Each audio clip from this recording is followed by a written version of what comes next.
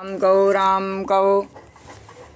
कहो बाबुरे कृष्ण कहो कृष्ण कहो बाबुरे राम कहो राम कहो बाबुरे कृष्ण कहो कृष्ण कहो बाबुरे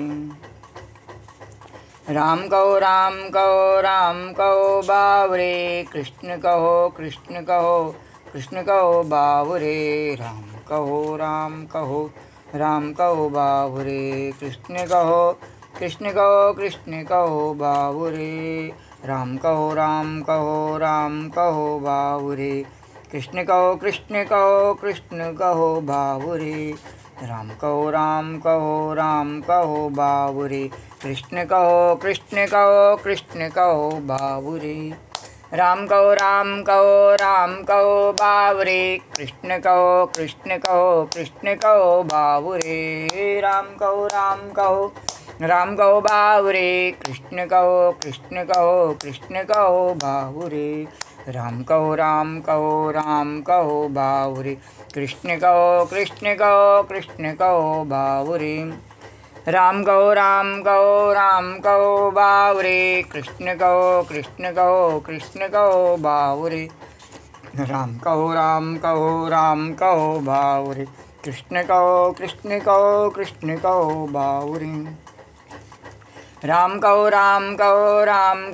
बाबुरे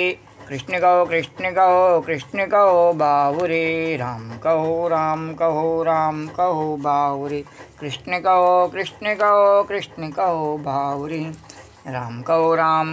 राम कहो बाबुरे कृष्ण कहो बाबुरे राम कहो बाबुरे कृष्ण कहो बाबुरे राम कहो बाबुरे कृष्ण कहो बाबुरे राम कहो बाबुरे कृष्ण कहो बाबुरे ओम गम गणपतये नमो नमः श्री सिद्धिविनायक नमो नमः अष्टविनायक नमो नमः गणपति बप्पा मोरिया। ओम गम गणपतये नमो नमः श्री सिद्धिविनायक नमो नमः अष्टविनायक नमो नमः गणपति बप्पा मोरिया। ओम गम गणपतये नमो नमः श्री सिद्धिविनायक नमो नमः अष्टविनायक नमो नमः गणपति बप्पा मोरिया। ओम गम गणपतये नमो नमः श्री सिद्धिविनायक नमो नमः अष्टविनायक नमो नमः गणपति बप्पा मोरिया। मंगल मूर्ति मोरिया गणपति बप्पा मोरिया मंगल मूर्ति मोरिया। ओम गम गणपतये नमो नमः श्री सिद्धिविनायक नमो नमः अष्टविनायक नमो नमः गणपति बप्पा मोरिया। ओम गम गणपतये नमो नमः श्री सिद्धिविनायक नमो नमः अष्टविनायक नमो नमः गणपति बप्पा मोरिया मंगल मूर्ति मोरिया गणपति बप्पा मोरिया मंगल मूर्ति मोरिया। ओम गम गणपतये नमो नमः श्री सिद्धिविनायक नमो नमः अष्टविनायक नमो नमः गणपति बप्पा मोरिया मंगल मूर्ति मोरिया गणपति बप्पा मोरिया मंगल मूर्ति मोरिया। वक्रतुंड महाकाय सूर्यकोटि समप्रभा निर्विघ्नं कुरु मे देवा सर्वकार्येषु सर्वदा। तो राम कहो बाबुरे कृष्ण कहो बाबुरे राम कहो बाबुरे कृष्ण कहो बाबुरे राम कहो बाबुरे कृष्ण कहो बाबुरे राम कहो बाबुरे कृष्ण कहो कृष्ण कहो कृष्ण कहो बाबुरे, राम कहो राम कहो राम कहो बाबुरे, कृष्ण कहो कृष्ण कहो कृष्ण कहो बाबुरे, राम कहो राम कहो राम कहो बाबुरे, कृष्ण कहो कृष्ण कहो कृष्ण कहो बाबुरे। कभी राम बन के कभी श्याम बन के चले आना प्रभु जी चले आना, कभी राम बन के कभी श्याम बन के चले आना प्रभु जी चले आना, कभी राम बन के कभी श्याम बन के चले आना प्रभु जी चले आना, कभी राम बन के कभी श्याम बन के चले आना श्री प्रभु जी चले आना।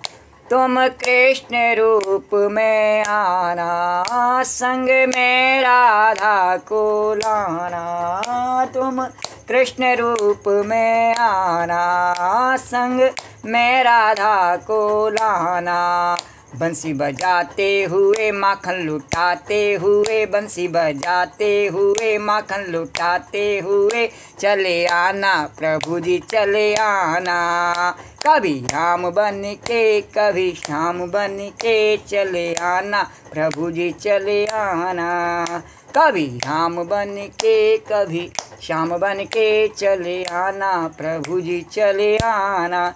तो राम कहो राम कहो बाबरे, कृष्ण कहो कृष्ण कहो कृष्ण कहो बाबरे, राम कहो राम कहो बाबरे, कृष्ण कहो कृष्ण कहो कृष्ण कहो बाबरे, राम कहो बाबरे, कृष्ण कहो कृष्ण कहो बाबरे। बोलो राजा रामचंद्र भगवान की जय, बोलो कृष्णचंद्र भगवान की जय, बोलो द्वारिकाधीश भगवान की जय, बोलो यमुना मैया की जय, जय जय श्री राधे।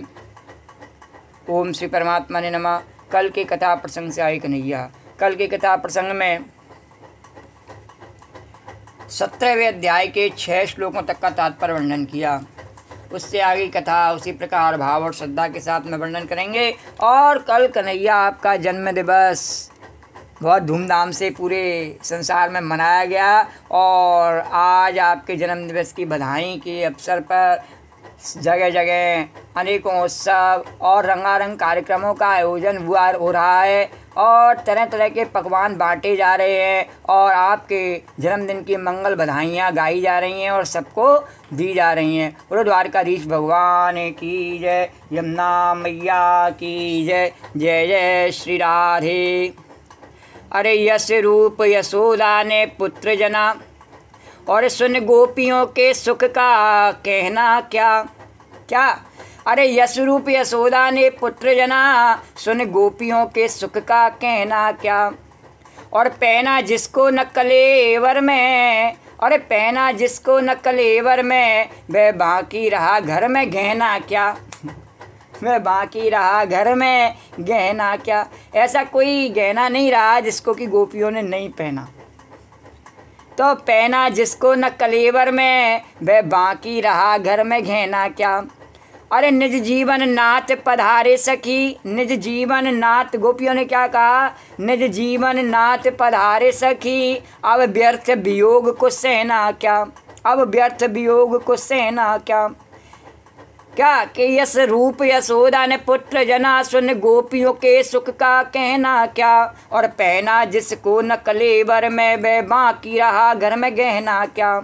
और निज जीवन नाथ पधारे सखी, गोपियों ने कहा निज जीवन नाथ पधारे सखी। अब व्यर्थ वियोग को सहना क्या। और चलो दर्शन शीघ्र करें चल के, चलो दर्शन शीघ्र करें चल के, उन्हें देखे बिना जग में रहना क्या।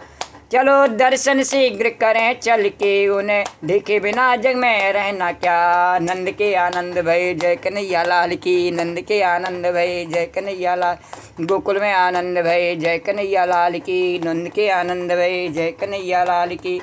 अरे नंद जू के अंगना में बजे रही आज बधाई। नंदे जू के अगना में बजे रही आज बधाई। अरे 100 बार बधाई लोगों, लाखों बार बधाई। 100 बार बधाई लोगों, लाखों बार बधाई। नंदेजू के अंगना में बज रही आज बधाई। नंदेजू के अंगना में बज रही आज बधाई। 100 बार बधाई लोगों, लाखों बार बधाई। अरे लाला जन्म सुन आई, जसोदा मैया दे दो बधाई। लाला जन्म सुन आई, जसोदा मैया दे दो बधाई। अरे दे दो बधाई मैया, दे दो बधाई, दे दो बधाई मैया, दे दो बधाई। कृष्ण जन्म सुन आई, अरे श्याम जन्म सुन आई, यशोदा मैया दे दो बधाई। कृष्ण जन्म सुन, अरे ब्रज में है रही जय जयकार, ब्रज में है रही जय जयकार। नंद घर लाला जायो है, ब्रज में है रही जय जयकार। नंद घर लाला जायो है ब्रज में। अरे लाला तो बहुत संसार में हजारों करोड़ों पता नहीं कितने पैदा होते हैं और कितने अपने जीवन को जीते हैं, लेकिन उनकी कोई बात चर्चा नहीं हो रही है। ये तो यशोदा के लाला की बात हो रही है, जो हमेशा 5000 वर्ष के बाद भी उसकी बधाई दी जा रही है लगातार। यशोदा मैया बधाई लेते लेते थकती नहीं है और भक्त बधाई देते देते नहीं थकते हैं, और भगवान भी आनंद लुटाते लुटाते थकते नहीं हैं। बोलो द्वारकाधीश भगवान की जय। तो इस प्रकार से समस्त संसार को आनंद देने वाले कमल नयन और करुणा वर्णालय भगवान और उनका जन्मदिन बड़े आनंद और उल्लास से मनाया जा रहा है। तो बोलो जय जय श्री राधे श्याम श्याम सुंदर श्याम नाम मैया की जय। जय जय श्री राधे। और उससे आई कथा उसी प्रकार भाव और श्रद्धा के साथ में करेंगे। श्री राधे गोविंद, श्री राधे गोविंद, भज मन श्री राधे। श्री राधे गोविंद, श्री राधे गोविंद, भज मन श्री राधे। श्री राधे गोविंद, भज मन श्री राधे। अरे श्री राधे जय जय राधे, जय राधे जय श्री राधे। श्री राधे जय जय राधे, जय राधे जय श्री राधे। श्री राधे गोविंद, भज मन श्री राधे। आहार आहारस्वपि सर्वस्य त्रिविधो भवति प्रिया, और यज्ञस्तपस्तथा दानं तेषां भेदमिमं शृणु।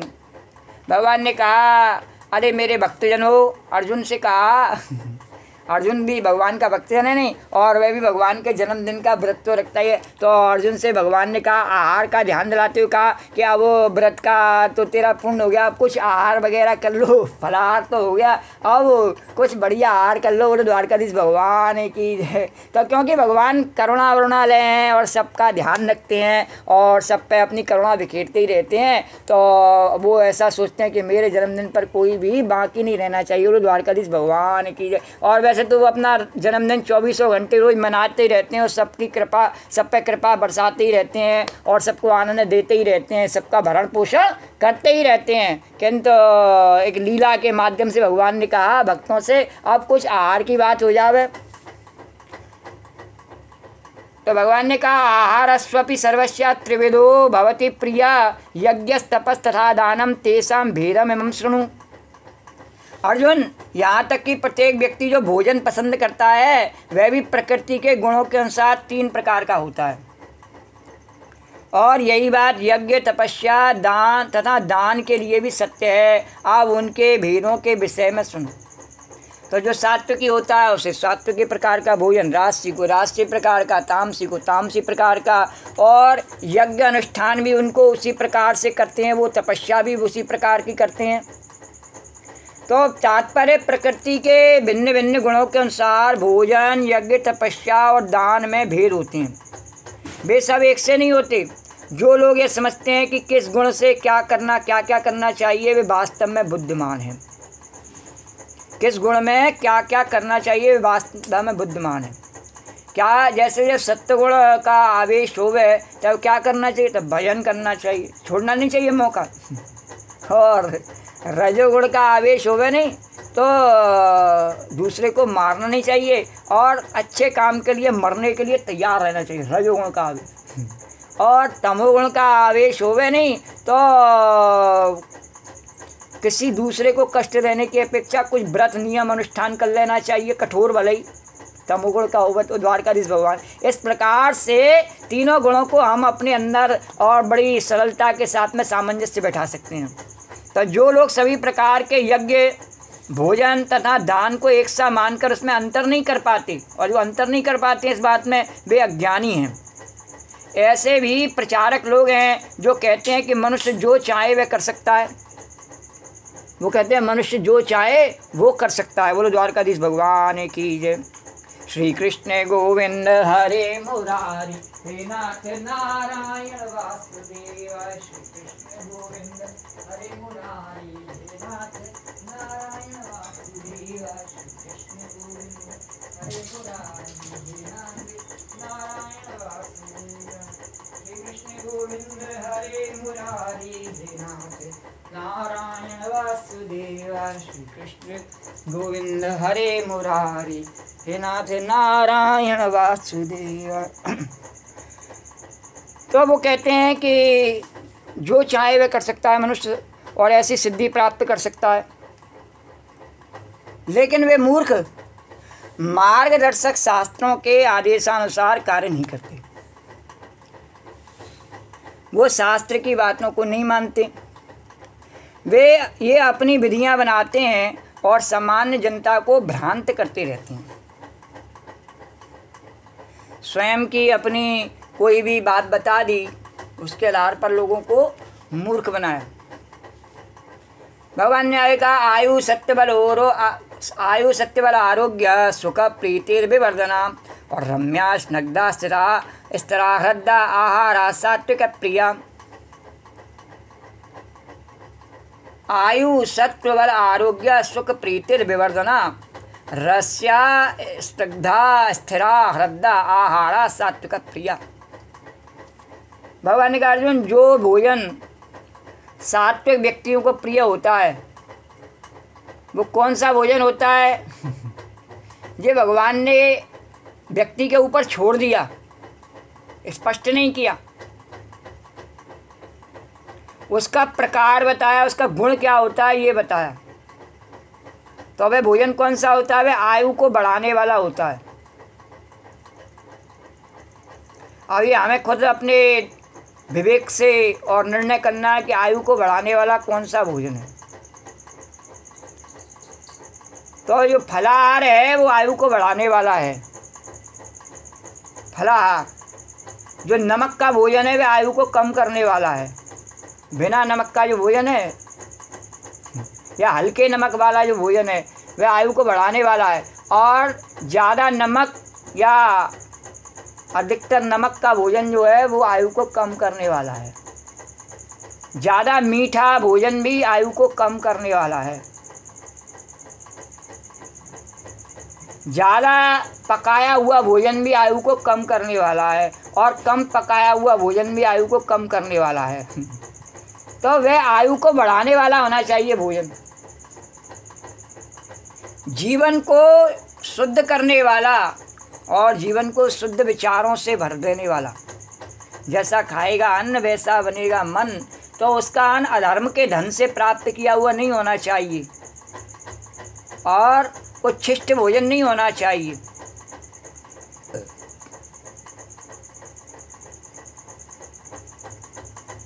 तथा बल, स्वास्थ्य, सुख तथा तृप्ति प्रदान करने वाला, जिसके प्रसाद को पाने से और हमारे मन मस्तिष्क में बल बढ़ जाए, शरीर में भी बल बढ़ जाए, स्वास्थ्य हमारा सही रहे, सुख की प्राप्ति होवे, यानी चित्त में सुख होवे। भोजन करने के बाद ना पेट में दर्द हो गया है, मर गया, अफरा हो गया, इतना खा लिया, नहीं, तो सुख तथा तृप्ति प्रदान करने वाला होगा। तो जो उचित भोजन होता है नहीं, सात्विक भोजन, उससे तृप्ति होती है, यानी तुष्टि होती है, और तुष्टि होती है तो संतुष्टि होती है, संतुष्टि होती है तो पुष्टि भी होती है शरीर में। बोलो द्वारकाधीश भगवान की। पर हम क्या करते हैं, ज़्यादा लालच में ऐसा भोजन करते हैं जिससे ना तो हमें सुख मिलता है, भोजन के बाद खाते हुए भी बहुत मिर्च का होता है नहीं, हो करके खाते हैं, बहुत गर्म होता है तो कितने परेशानी से उसको खाते हैं,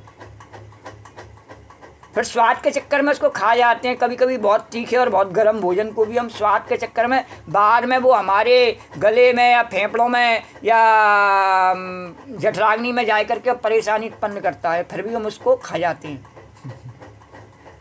पर नहीं, बल, स्वास्थ्य, सुख तथा तृप्ति प्रदान करने वाला होता है। ऐसा भोजन कैसा होता है, भगवान ने उसका गुण बताया, रसमय होता है। अभी बताया नहीं, फलाहार, तो ऐसा भोजन मुख्यतः फलाहार होता है। फल में सबों में रस होता है। रस का मतलब ये नहीं मीठा ले आना, मीठा नहीं, जो प्राकृतिक रस में होता है। गन्ना ले आना, ईख, वो फलाहार में ही आता है। ईख, स्निग्ध, खजूर ले आना, खजूर मीठा होता है नहीं, सेब मीठा होता है। बहुत से फल ऐसे होते हैं जिनमें शक्कर की मात्रा बहुत होती है।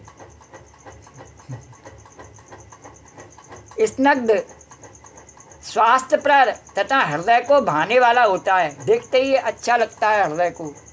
और स्वास्थ्यप्रद, कोई गड़बड़ी नहीं करता है। स्निग्ध यानी सुपाच्य होता है। अब भगवान आगे कहते हैं, कट्वलम बड़ा तीक्ष्ण तीक्ष रुक्षा विदाहिना आहारा राजसश्रेष्ठा दुख शोकामय प्रदाह। कटु, अम्ल, लवण, अति उष्ण, तीक्ष्ण, रुक्ष, विदाहीन आहारा राजसस्य इष्टा दुख शोक आमय प्रदाह। भगवान ने कहा, अर्जुन, अत्यधिक तिक्त, खट्टे, नमकीन, गरम, चटपटे, शुष्क तथा जलन उत्पन्न करने वाले भोजन रजोगुणी व्यक्तियों को प्रिय होते हैं।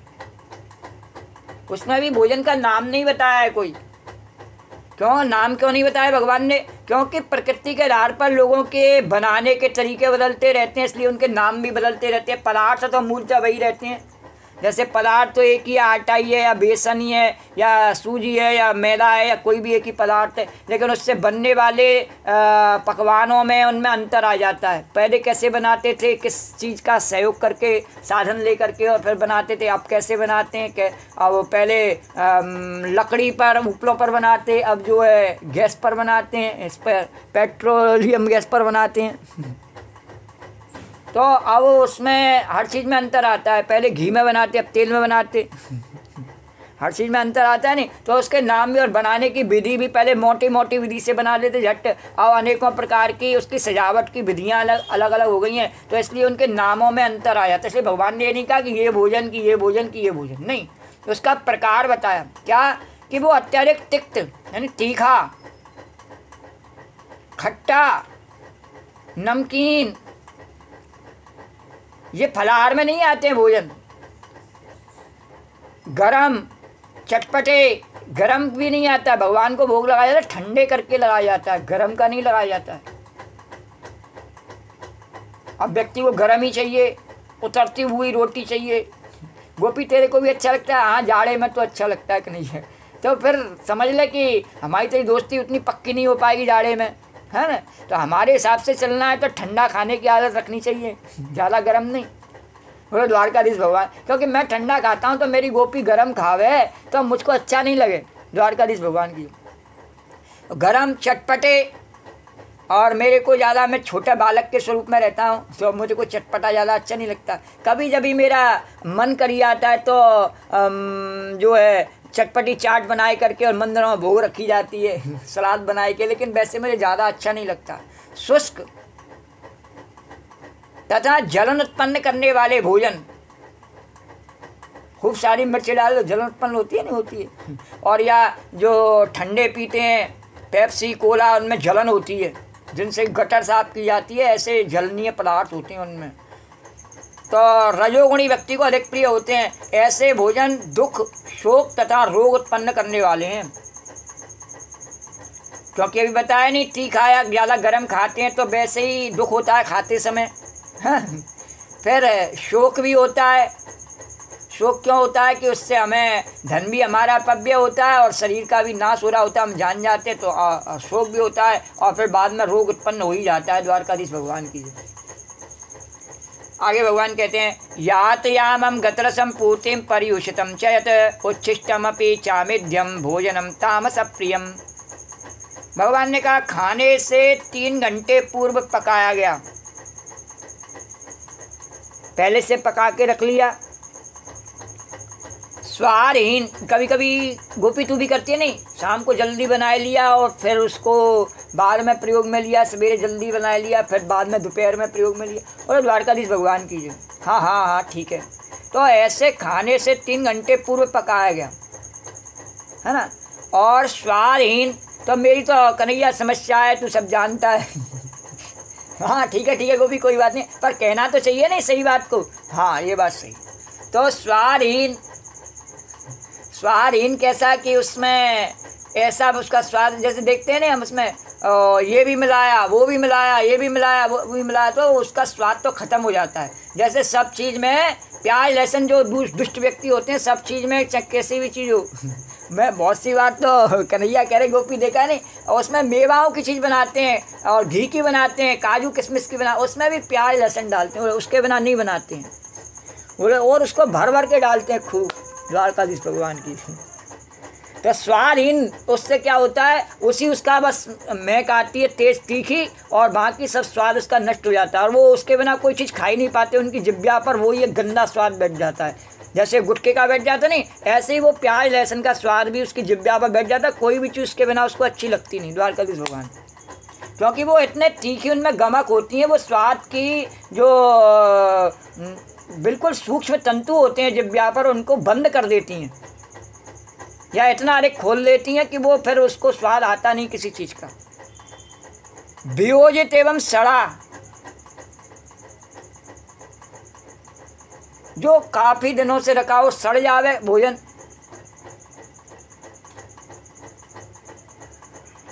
है, और झूठा तथा अस्पृश्य वस्तुओं से युक्त भोजन, जिन्हें छीना नहीं चाहिए, ऐसी वस्तुओं से युक्त। अभी बताया प्याज लहसुन छीना नहीं चाहिए, और उनको बहुत से क्या है कि लोग अपने हाँ उसको मत डालना भैया, लेकिन रखा तो उसी के पास है, उसी का हाथ उसमें लगा रहा है, वो कहाँ से बच गया तू। हाँ, अनेकों जगह ऐसी होती हैं जहाँ पे मिलता ही नहीं उसके बिना, कहीं किसी दुकान पे, सब दुकानों पर उसके, तो उससे मजबूरी में व्यक्ति को कहना पड़ता है, भैया ठीक है अब दे दे, उसको मत डालना हमारे में, या चटनी शॉर्ट में है तो उसको मत देना, या सब्जी में है तो उसको मत देना। इसीलिए कहा फलाहार जो है ना वो सात्विकी भोजन है। तो खाने के 3 घंटे पूर्व पकाया गया, स्वादहीन, वियोजित एवं सड़ा, झूठा, जो बाजार में खड़े होके खाया जाता झूठा भोजन, या बटरा होता है कहीं भी। हाँ बटरा होता है तो उसको भी लोग प्रसाद, वो प्रसाद की भावना से ले लिया जाए, ठीक है, लेकिन वास्तव में वो झूठा ही होता है। प्रसाद अपने घर में बना और अपने घर में बना के भूला के खा, कोई जरूरी थोड़ी है पकवान ही बनावे, भगवान ने कह दिया है, नहीं परांठे बना के खा सकता है, रोटी बना के खा सकता है, कोई परेशानी नहीं है। लालच नहीं करना चाहिए व्यक्ति को, वो तो उसके लिए है जो कि कुछ उस पर कोई साधन नहीं है, कुछ नहीं कर सकता, उस पर शरीर में भी बल नहीं है उसके में, उसके लिए ठीक है कोई बात नहीं है, पड़ा है सड़क पे, दे दे थोड़ा सा इसको। द्वारकाधीश भगवान की। और या भगवान का उत्सव है, कोई बात है, और वैसे ही प्रसन्नता पूर्वक बांटा जा रहा है तो लोग हाथ पसार करके लेने में उनको, वो एक अलग भावनात्मक बात हो गई, लेकिन वैसे उसको जो है वो झूठा होता है। उसको कोई इच्छा करके वो सोचे कि मैं उसको खाने से मेरी तृप्ति हो जावे, तो वो झूठा भोजन से उसकी तृप्ति नहीं हो सकती है। झूठा तथा अस्पृश्य वस्तुओं से युक्त भोजन उन लोगों को प्रिय होता है जो तामसी होते हैं। हम देखते ही हैं अधिकतर व्यक्ति जो कोई भी नियम कानून नहीं मानते हैं, वो कैसा भी खा लेते हैं, कैसे भी कहीं भी सो जाते हैं, और कुछ भी उन्होंने खाया नहीं। तो कुछ लोग उसके बाद खाने के बाद में उन्होंने गुटखा खाया और सब उन्हें मालूम है पहले ही हमको ये क्या नाम है बिष्टा वाली चीज़ मुंह में रखनी है, तो वो कुछ भी रख लो मुंह में, फिर कुछ भी खा लो, बाद में ये रखे ना ही है, इसलिए वो परहेज नहीं करते। और या फिर जो है उन्होंने अपनी धुआं वाली नाली सुलगाई नली और अपने कलेजे को जलाया, तो उन्हें पता है जलाना ही है कलेजे को, इसलिए जला फुका कैसा भी खा लो, क्या फ़र्क पड़ता है। वो द्वारकाधीश भगवान की जय। इसलिए वो तामसी व्यक्तियों को वही भोजन प्रिय होता है। तात्पर्य आहार भोजन का उद्देश्य आयु को बढ़ाना, मस्तिष्क को शुद्ध करना तथा शरीर को शक्ति पहुंचाना है। इसका यही एकमात्र उद्देश्य है। प्राचीन काल में विद्वान पुरुष ऐसा भोजन चुनते थे जो स्वास्थ्य तथा आयु को बढ़ाने वाला हो, यथा दूध के व्यंजन। इसीलिए वो गाय पालते थे, क्योंकि गाय से जो पंचगव्य प्राप्त होता है उससे हमें हर प्रकार की पुष्टि और शक्ति प्राप्त होती है, और उस भोजन से ही, सात्विकी भोजन से ही व्यक्ति कथा में उसका मन लग सकता है। कथा के लिए, भगवान के भजन के लिए तामसी भोजन वाला जो है वो नहीं उसका मन लगेगा, ये स्वाभाविक बात है उसका। अब उससे को ज़बरदस्ती, अरे वो भी तो इंसान है, उसका क्यों नहीं मन लगता है, वो भी तो ब्राह्मण का बेटा है, वो भी तो चतुर्वेद, उसका मन क्यों नहीं लगता, उसका मन नहीं लग सकता है। उसका भोजन कैसा है, द्वारकाधीश भगवान की जो पेटीज खावे, चाउमीन खावे, चाहे जो नमकीन का आलू भुजिया पाउच खरीद करके खा लेवे, और बाज़ार में कचौड़ी खा लेवे, सब चीज़ खा लेवे, उसका मन कथा में लग जावे, चाहे जिस समय चाहे जो खा लेवे उसका मन। अरे तो ये कोई बात थोड़ी हुई भगवान से अगर कह सकते हैं शिकायत की। अभी तो भगवान कह रहे थे कि खाने की बात हुई, व्रत कर लिया, तो भगवान कह रहे नहीं व्रत भले ही नहीं करे, कोई परेशानी नहीं है, पर उसमें ध्यान रखे भोजन करने में कि कैसा भोजन करना है। मैंने तेरे को मनुष्य बना के भेजा, कैसा भोजन करना है रे। तो अब पुराने ज़माने में वो दूध के व्यंजन, चीनी, चावल, गेहूँ, फल तथा तरकारियाँ, ये भोजन सत्वगुणी व्यक्तियों को अत्यंत प्रिय होते हैं। अन्य कुछ पदार्थ जैसे भुना मक्का तथा गुड़ स्वयं रुचिकर न होते हुए भी दूध तथा अन्य पदार्थों के साथ मिलने पर स्वादिष्ट हो जाते हैं, तब वे सात्विक हो जाते हैं। ये सारे भोजन स्वभाव से ही शुद्ध हैं। ये मांस तथा मदरा जैसे अस्पृश्य पदार्थों से सर्वथा भिन्न हैं। 8वें श्लोक में जिन स्नग्ध यानी चिकने पदार्थों का उल्लेख है, सुपाच्य चिकने, उनका पशुवध से प्राप्त चर्बी से कोई नाता नहीं होता। यह पशु चर्बी बसा दुग्ध के रूप में उपलब्ध है, जो समस्त भोजनों में परम चमत्कारी है।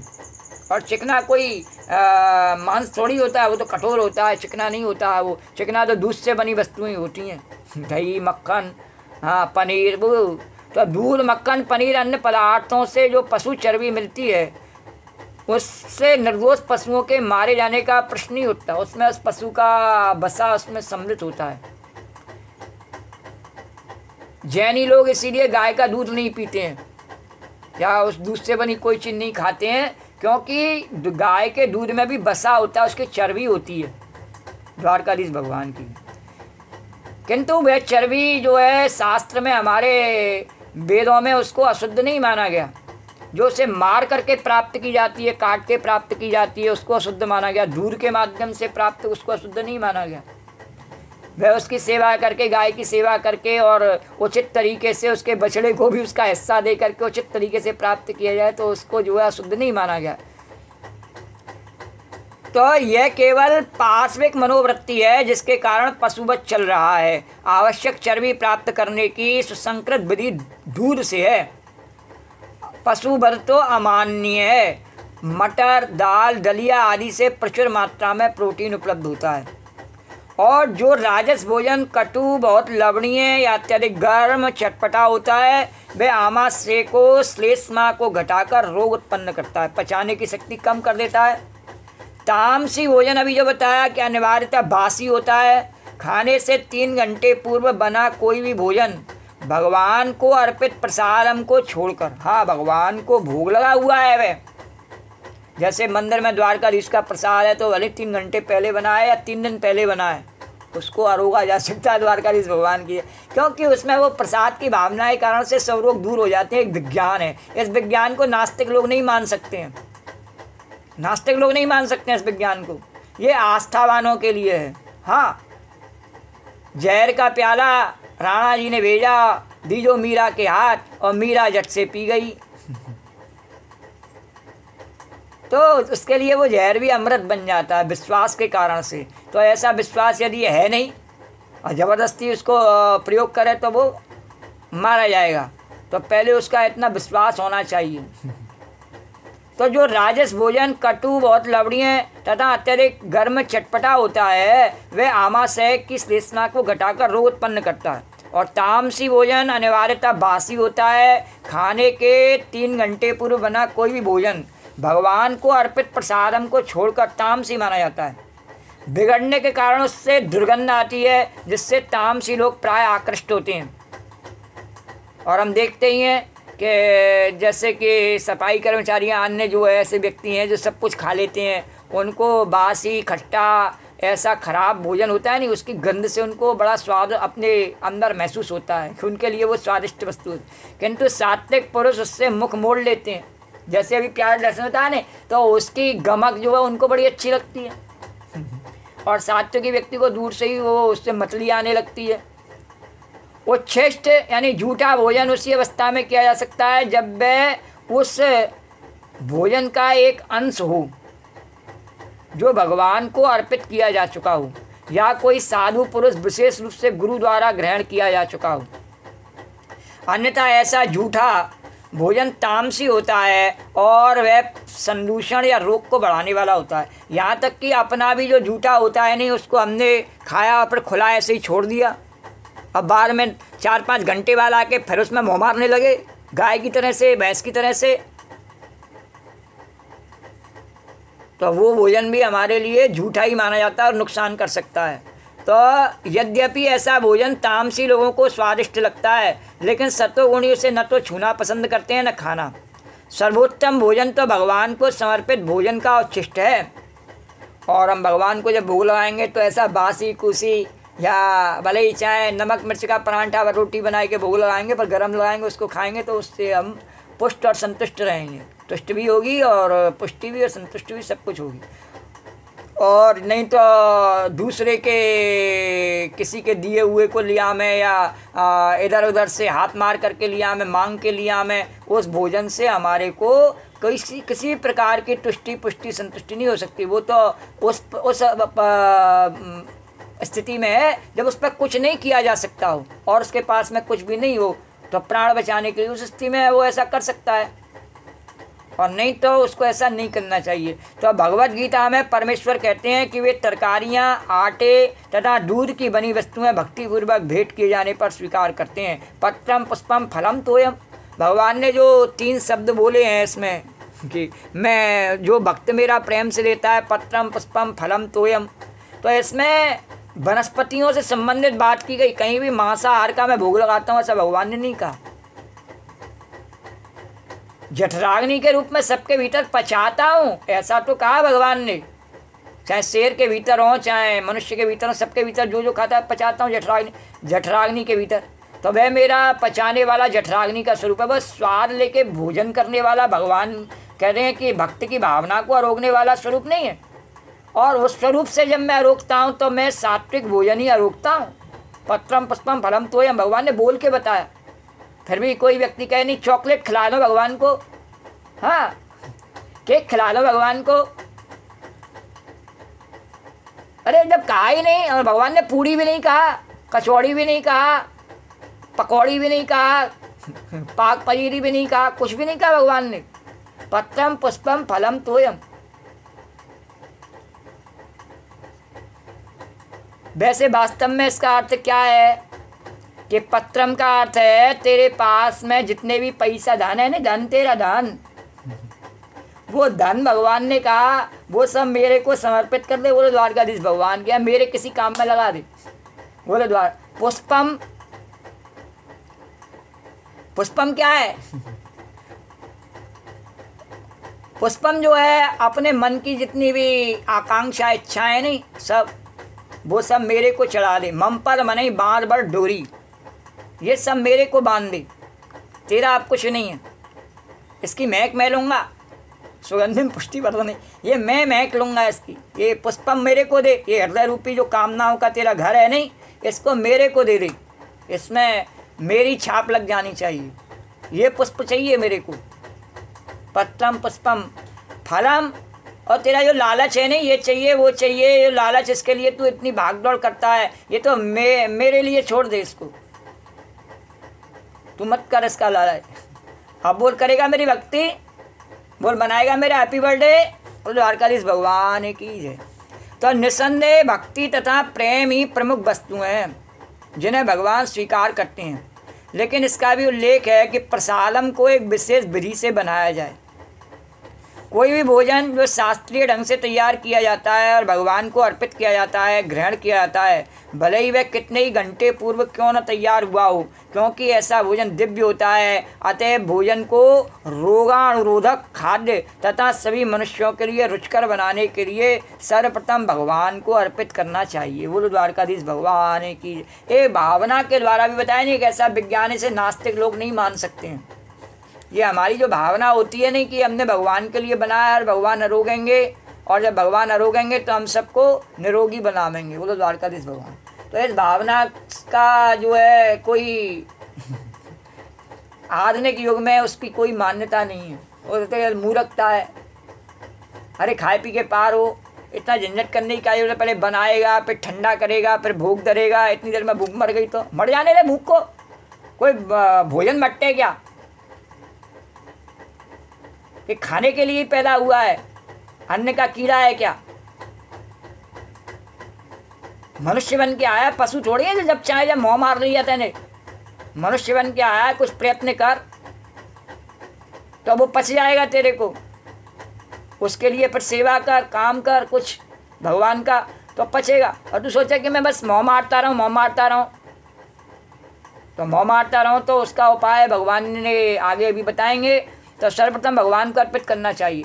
अफलांकाक्षेभिर्यज्ञो भिर्दिष्टो य इज्जते यष्टमभ्येवेति मनः समाधाय स सात्विका। अफलाकांक्षिभिः यज्ञ विधिदिष्ट य इज्जते और यष्टव्य एव इति समाधाय स सात्विका। भगवान ने कहा अर्जुन, यज्ञों में वही, ये भोजन की बात हो गई, यज्ञों में वही यज्ञ सात्विक होता है जो शास्त्र के निर्देशानुसार कर्तव्य समझकर उन लोगों के द्वारा किया जाता है जो फल की इच्छा नहीं करती। कौन सा यज्ञ सात्विक बताया? जो मेरा कर्तव्य है, मैं भगवान ने मेरे को जैसे घर में, जैसे कुल में जन्म दिया है, जैसा मेरे को शरीर दिया है, जैसे संस्कार दिए, उसके आधार पर भगवान की पूजा सेवा उसमें लगे रहना, दान पुण्य अच्छे परोपकार के कार्य में लगे रहना, गीता भागवत उनके प्रचार प्रसार में लगे रहना, जीवन में उनको उतारना, त्याग और तपस्या के लिए अपने जीवन को समर्पित करना, ये मेरा स्वाभाविक कर्तव्य है। और इसको मैं किसी फल की इच्छा के लिए करूं, किसी लालच से करूं, ऐसा नहीं है। ये मुझे स्वाभाविक करना ही चाहिए, मेरा अपना कर्तव्य है। और जब ऐसे किया जाता है, कर्तव्य वही है, तब उसको ऐसे किया तो वह सात्विक है और उससे व्यक्ति हमेशा प्रसन्न रहता है और हमेशा उसको कर सकता है, कोई उसमें विघ्न बाधा नहीं आता उसको। द्वारकाधीश भगवान। तात्पर्य सामान्यतः यज्ञ किसी प्रयोजन से किया जाता है, लेकिन समाज में व्यक्ति कोई भी कार्य बिना प्रयोजन के करता नहीं है। तो सामान्यतः यज्ञ किसी प्रयोजन से किया जाता है, लेकिन यहाँ पर बताया गया कि यज्ञ बिना किसी इच्छा के संपन्न किया जाना चाहिए। हाँ, कि मैं कथा भगवान की गीता प्रवचन करूँ तो उसके लिए कोई सुने या कोई समझे या उसमें मेरे को जो है हर समय शक्ति उतनी भरपूर होनी चाहिए, ऐसा कुछ नहीं। ये मेरा स्वभाव है, इसको करना चाहिए, भगवान की आज्ञा है, तो इसलिए इसको करने से आनंद मिलता है। द्वारकाधीश भगवान की क्यों? क्योंकि जब ऐसा समझ के किया जाता है कि इसको करना मेरा स्वभाव है, कोई झंझट इतने छलकपट की ज़रूरत नहीं है, ये चाहिए वो चाहिए इसलिए करना नहीं, स्वभाव से ही मेरा स्वभाव है। कैसा स्वभाव है? जैसे कि गधे का हमेशा जो है घास में मुँह मारने का स्वभाव होता है, ऐसे ही गोपी का भी हर समय हरे कृष्ण हरे गोविंद, कभी सुंदरकांड, कभी गीता, कभी भागवत, उसको उसी में रमे रहने का स्वभाव होता है उसका। तो लेकिन यहाँ पर बताया गया कि यज्ञ और इसी तरीके से करना चाहिए कि बिना किसी इच्छा के संपन्न किया जाना चाहिए, और होता ही रहता है फिर भगवान की कृपा से। जब हम अच्छा छोड़ करके चलते हैं धर्म के पथ पर तो कोई रोक नहीं सकता, डंके की चोट पर चलता ही रहता है यज्ञ। तो ये स्वाध्याय यज्ञ है, इसमें कोई ऐसा नहीं है कोई टंट चाहिए कि घंटे चाहिए, खर्चा है, कुछ नहीं है, बस अपने मन का उत्साह चाहिए, अपनी महत्ता को समझना है, भगवान की ने मुझे किस प्रकार का शरीर दिया है और कैसे वातावरण में मुझको भेजा है और किस प्रकार से भगवान मेरे को प्रेरणा देता है, उसका ध्यान रखते हुए उस कर्म को करते रहना चाहिए। तो इसे कर्तव्य समझकर किया जाना चाहिए। उदाहरणार्थ मंदिरों या गिरजाघरों में मनाए जाने वाले अनुष्ठान सामान्यतः भौतिक लाभ को दृष्टि में रखकर की जाती हैं। और आज के युग में तो मंदिरों के घर तो बहुत दूर, या साधु संन्यासियों की बात क्या करी जाए, जो सामान्य व्यक्ति हैं या जो और भी व्यक्ति हैं, साधु सन्यासी भी आज के युग में, वो सब उसको लाभ को दृष्टि में रख के करते हैं आयोजन। कोई भी आयोजन करते नहीं, लाभ को दृष्टि में रख के करते हैं, और उसका वो आकलन भी करते हैं कि हमारे मंदिर में कितने श्रद्धालु आए, फला मंदिर में कितने गए। मीडिया भी उसका आकलन करता है, इस समय 1 नंबर पर कौन सा मंदिर चल रहा है, किस मंदिर में ज़्यादा व्यक्ति जा रहे हैं। तो मंदिरों या गिरजाघरों में मनाए जाने वाले अनुष्ठान सामान्यतः भौतिक लाभ को दृष्टि में रखकर किए जाते हैं, क्योंकि उससे उतना ही ज़्यादा चढ़ावा आता है, उतना ही ज़्यादा चंदा आता है, उतना ही ज़्यादा मंदिरों की संपदा बढ़ जाती है। लेकिन यह सत्वगुण में नहीं है, वो सत्वगुण नहीं कहा जाएगा, सत्वगुण नहीं है, क्योंकि सत्वगुण में मंदिर में किसी पुजारी की ज़रूरत नहीं है भगवान को। हाँ, अब बहुत से मंदिर ऐसे होते हैं वीरान जगहों में, अधिकतर भगवान शिवलिंग के, जो शिव जी के मंदिर हैं, तो शिवलिंग है वीराने में है, भक्त कोई गया, उसको भाव बना उसने, या कहीं किसी पेड़ के नीचे अपने आप ही पत्थर से शिवलिंग प्रकट हो गए, मिट्टी से बन गए हैं कहीं। तो उनको भक्तगण जब अपने अकेले में एकांत में जहाँ वहाँ पहुँचते हैं तो अपनी निष्ठा से उसको ध्याते हैं और भगवान के उस चमत्कार को अनुभव करते हैं। तो मंदिर तो ज्ञान प्राप्त करने के लिए, भगवान को अपने भाव समर्पित करने के लिए, एकांतवास के लिए बनाए गए। लेकिन अब मंदिरों को प्रदर्शनी जैसा बनाया गया है, दुकानों जैसा दे दिया गया है। तो मनुष्य को चाहिए कि वह कर्तव्य मानकर मंदिर या गिरजाघर में जाए, भगवान को नमस्कार करे और फूल तथा प्रसाद चढ़ाए। प्रत्येक व्यक्ति सोचता है कि केवल ईश्वर की पूजा करने के लिए मंदिर जाना व्यर्थ है, लेकिन शास्त्रों में आर्थिक लाभ के लिए पूजा करने का आदेश नहीं है। पर व्यक्ति कब जाता है मंदिर में, केवल उसका ये उद्देश्य हो कि नहीं मेरा कर्तव्य है, मुझे मंदिर में जाना चाहिए, या तो अपने घर में ही मंदिर बना ले, अपने हृदय में ही बना ले। लेकिन कलयुग में ये क्यों कहा गया मंदिर में जाना, जब वो नहीं कर पाता है, ऐसा इसलिए कहा गया, हर व्यक्ति अपने मन में नहीं ध्यान कर पा रहा, हर व्यक्ति अपने घर में नहीं कर पा रहा, तो उससे कहा चलो बाहर मंदिर बना दिया, इसमें चले जाओ मंदिर में। तो मंदिर में भी जब जाता है, जब उसको कुछ लालच होता है, वैसे नहीं जाता है, वैसे तो अपनी नौकरी पर ही जाता है, अपने व्यापार पर ही जाता है, मंदिर में नहीं जाता है। द्वारकाधीश भगवान किसी को जवाब नहीं देना है। भगवान कहते हैं कि अपने मन में खुद सोच के कहना है कि हम चलो मंदिर में नहीं जाते। कब कितनी बार सवेरे उठ करके या रात में सोते हुए हम अपने मन के मंदिर में भगवान का दर्शन करते हैं। ये नहीं करते तो अपने घर में जो भगवान बैठे हुए हैं बाल गोपाल, उनका कितनी बार हम दर्शन करते हैं सवेरे उठते हुए और सायंकाल को, या उनकी कितनी झांकियाँ अपने लाल लड़ाते हुए अपने भाव से करते हैं वो द्वारकाधीश भगवान की, जो बिना किसी स्वार्थ के। अरे ये समय नहीं है, इतना किस पे समय है? खाने कमाने का काम करेंगे कि ये करेंगे? कल ही बताए नहीं, उम्र बीत गई खाने कमाने में।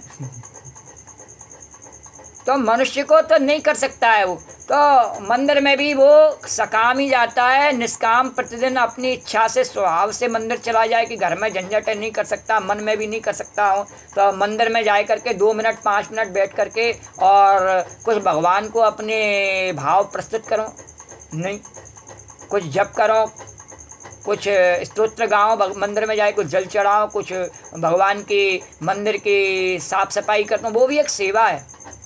जो लोग मंदिर की साफ़ सफाई करते हैं, नहीं ऐसा नहीं है कि वो कोई माला लेना ही सेवा है, वो भी एक सेवा है द्वारकाधीश भगवान की। तो मनुष्य को चाहिए कि केवल अर्चा विग्रह को नमस्कार करने जाए, इससे मनुष्य सत्वगुण को प्राप्त होगा। प्रत्येक सभ्य नागरिक का कर्तव्य है कि वह शास्त्रों के आदेशों का पालन करे और भगवान को नमस्कार करे। बोलो द्वारकाधीश भगवान। और नमस्कार करने की बात आती है, लोगों को शर्म लगती है, अरे कोई क्या नार झुकाएंगे, कोई क्या कहेगा द्वारकाधीश भगवान की। और किसी धनपति के आगे झट से नार झुकाए तो कोई परेशानी नहीं आती। अविसंधाय तु फलम दम्भार्थमपि चैवेत इज्जते भरत श्रेष्ठ तम यज्ञम विद्धि राजसम। भगवान ने कहा, अर्जुन हे भरत श्रेष्ठ, जो यज्ञ किसी भौतिक लाभ के लिए या गर्ववश किया जाता है उसे तुम राजसी जानो, लेकिन ऐसा नहीं करता व्यक्ति, स्वभाव से नहीं करता अपने से उस कर्म को। यज्ञ अनुष्ठान, मंदिर जाना या कोई भी दान पुण्य का कोई भी कार्य है, व्रत उपवास, कुछ भी अपने स्वभाव से नहीं करता है वो। तो किस लिए करता है कि भौतिक लाभ के लिए, या तो उसे कुछ लाभ हो जाए इसलिए उसने, और या गर्ववश किया गया है, गर्ववश किया गया, फलाने ने किया तो मुझे भी करना चाहिए, भले ही मेरी उसमें श्रद्धा नहीं है, खावा खावे। तो गर्ववश किया गया है, तो गर्ववश किया जाता है, नहीं वो उसको उस तरीके से नहीं निभा सकता है। तो गर्ववश किया गया है तो वो उसका महत्व समझता नहीं है और अपने हिसाब से उसका आकलन करता है। अपने हिसाब से आकलन कैसे करता है? जैसे कि भगवान का जन्म दिवस है, हाँ, तो भगवान का जन्म दिवस पर क्या करना है? बोले भगवान की सेवा करना है, भगवान के गुणगान करना है और भगवान की कीर्ति यश और उसका प्रचार प्रसार करना है भगवान के का, भगवान के दर्शन, झांकी, कुछ दान पुण्य, लोगों की सेवा, इस प्रकार से अपने को समय व्यतीत करना है। पर ऐसा करता है वो नहीं, केवल क्या बनाएंगे और क्या खाएंगे इसमें ही लगा रहता है।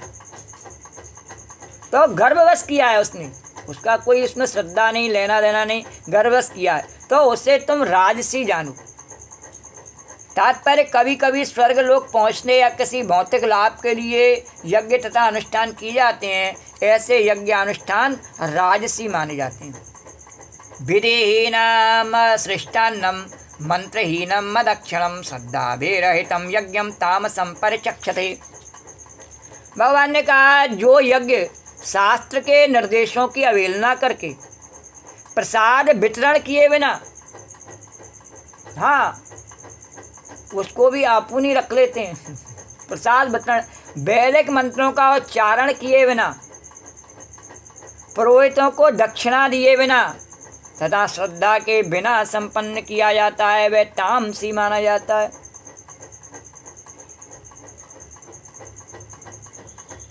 जो यज्ञ जैसे कि 56 भोग या अन्नकूट या जो कोई भी है यज्ञ, तो उसको आज के युग में बड़ा वो हर मंदिर में हर जगह पर उसको बड़ा वो पॉपुलर है इस समय।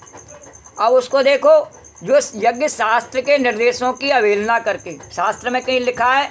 जब भगवान ने तो कहा पत्रम पुष्पम फलम तोयम, कहीं नहीं लिखा। फिर क्या है रे? तो शास्त्र की अवहेलना करके, अच्छा अगर तूने वो किया है तो फिर दूसरी बात, प्रसाद वितरण किए बिना उसको बांट दे, नहीं उसको पहले 3 दिन तक क्या नहीं बासी तामसी बना लेता है, उसको पहले रखा रहने देता है, वो रखा है द्वारकाधीश भगवान की जय। तामसी बनाते हैं, अनेकों प्रकार के उसमें हाथ लगते हैं, अनेकों प्रकार की दृष्टि अच्छी बुरी उस पर पड़ती हैं, तो वह भोजन उच्छिष्ट हो जाता है, खराब हो जाता है उसको। हाँ, और क्यों? अगर उसका वितरण कर दिया जाए तो नहीं होता, वितरण किया नहीं जाए उसका, वितरण भी नहीं किया जाए उसका, तो वैदिक मंत्रों का उच्चारण किए बिना किसी वैदिक मंत्र वाले को बुलाया जावे, चाहे कुछ भी, चाहे 56 भोग किया जाए, सजावट किया जाए, फूल बगला बनाया जाए, कुछ भी किया जाए, पर कम से कम इतना तो ध्यान रखा जाए कि इसमें भगवान प्रसन्न तो जब ही होते हैं जब वेद बोलने वाला ब्राह्मण उसके सम्मुख आया करके खड़ा होता है, बोले द्वारकाधीश भगवान की, उसको बुलाया जाए। नहीं, उसकी क्या जरूरत है। गुटखा खाने वाले, अगर वो वेद मंत्र बोलता है फिर गुटखा भी खाता है, तम्बाकू भी खाता है, पान भी खाता है, तो वो उसका बेकार है, उसको नहीं बुलाना चाहिए भगवान के सामने द्वारकाधीश हो। लेकिन अक्सर वही आते हैं। श्री कृष्ण गोविंद हरे मुरारी, हे नाथ नारायण वासुदेव। श्री कृष्ण गोविंद हरे मुरारी, हे नाथ नारायण वासुदेव। श्री कृष्ण गोविंद हरे मुरारी, हे नाथ नारायण वासुदेव। श्री कृष्ण गोविंद हरे मुरारी, हे नाथ नारायण वासुदेव। तो उसको वेद मंत्र बोलने वाले को नहीं बुलाया जावे किसी भी अनुष्ठान में, कोई ज़रूरत नहीं है। किसी संस्कार में भी ज़रूरत नहीं है, किसी का जन्मदिन हो उस पर भी ज़रूरत नहीं है, किसी का विवाह हो अब तो उसमें भी ज़रूरत नहीं है, ज़रूरत है ही नहीं उसकी। सब काम हमारे हिसाब से हो जावे, यही सब चाहते हैं, उसकी ज़रूरत नहीं।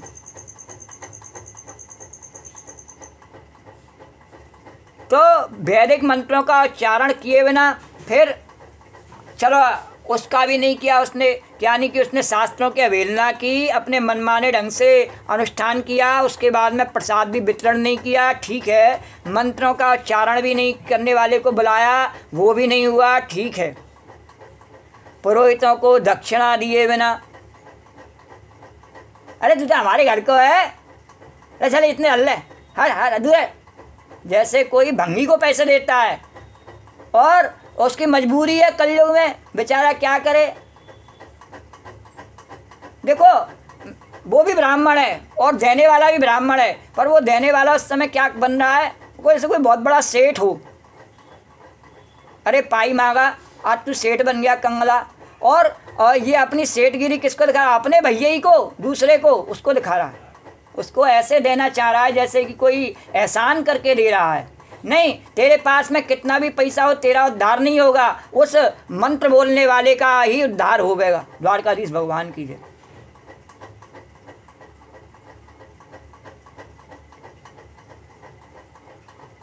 तो उसको बिना दक्षिणा दिए बिना और श्रद्धा के बिना, और श्रद्धा तो उसकी न भगवान में है, न भगवान के मंत्र कथा स्तोत्र बोलने वालों में है, न किसी में है।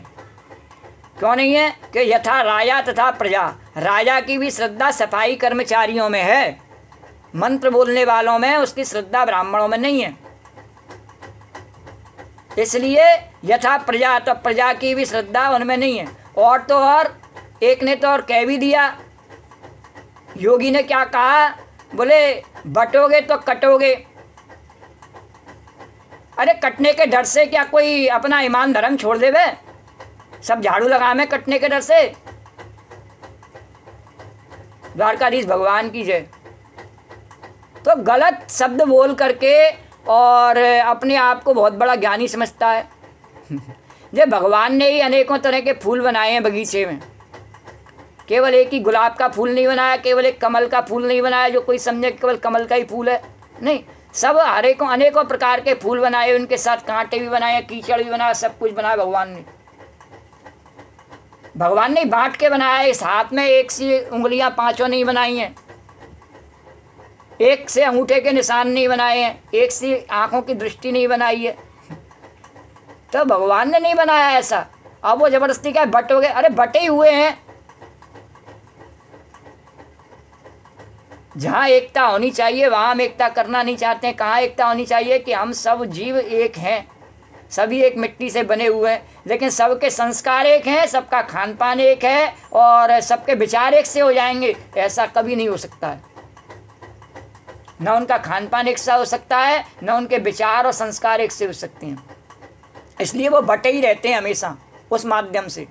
लेकिन हाँ, जब किस आध्यात्म की बात होती है तो आध्यात्म की दृष्टि में वो सब एक हैं। भगवत गीता में भी भगवान ने कहा कि चाहे वो कुत्ता हो, चाहे वो साधु हो, चाहे वो ब्राह्मण हो, मैं सबके भीतर एक समान हूँ। पर उसके साथ में एक समान व्यवहार किया जाए ऐसा नहीं है, उसके कंधे से कंधे मिला करके चला जाए ऐसा नहीं है, उसको एकता नहीं कहते हैं। तो मूर्ख जानवरों, वो पशुओं की एकता होती है कि एक साथ मिलकर के चलो, ये पशुओं की एकता है। एक साथ मिलकर चलने का अर्थ होता है कि हम एक लक्ष्य को बनावें। एक लक्ष्य हमारा क्या है कि हमारा लक्ष्य होना चाहिए कि हमारे देश की सुरक्षा कैसे हो भाई, हमारा एक लक्ष्य होना चाहिए। उस एक लक्ष्य पर हम अपने अपने कार्यों को, सफाई कर्मचारी अपने कार्य को करे, ब्राह्मण अपने कार्य को करे, वैश्य अपने कार्य को करे। ऐसा थोड़ी है सब सफाई कर्मचारी बन जाए कंधे से कंधा मिलाए करके, सब झाड़ू ले करके और बटो तो फिर कटो। नहीं नहीं, तू अपने विचारधारा को अपने पास ही रख ले, भले ही राशन मत देना, पर ये तेरी विचारधारा गलत है। द्वारकाधीश भगवान की जय। ये भगवान ने ऐसे ही बनाए हैं सबको। विद्रोह फैलाने से और दूसरों को नीचा दिखाने से और कि कोई भी महिमा मंडित नहीं हो सकता है। गलत बात बोल करके जो भगवान हिंदू के भीतर है वह मुसलमान के भीतर भी है। गलत बात बोल करके और कोई भी अपने आप को महिमा मंडित नहीं कर सकता है। इतने बड़े पद पर बैठ करके और दूसरे को मनुष्य नहीं माने, एक दूसरे से लड़वाए देवे आपस में, तो वो अच्छा व्यक्ति है? ऐसा शब्द बोले जिससे व्यक्तियों में मनमुटाव पैदा हो जावे। परिस्थिति तो बदल नहीं सकता है क्या? जो लाखों करोड़ों मुसलमान भी रह रहे हैं भारत में, क्या उनको फूंक मार के हटा सकता है? रे परिस्थिति कैसे बदल सकता है?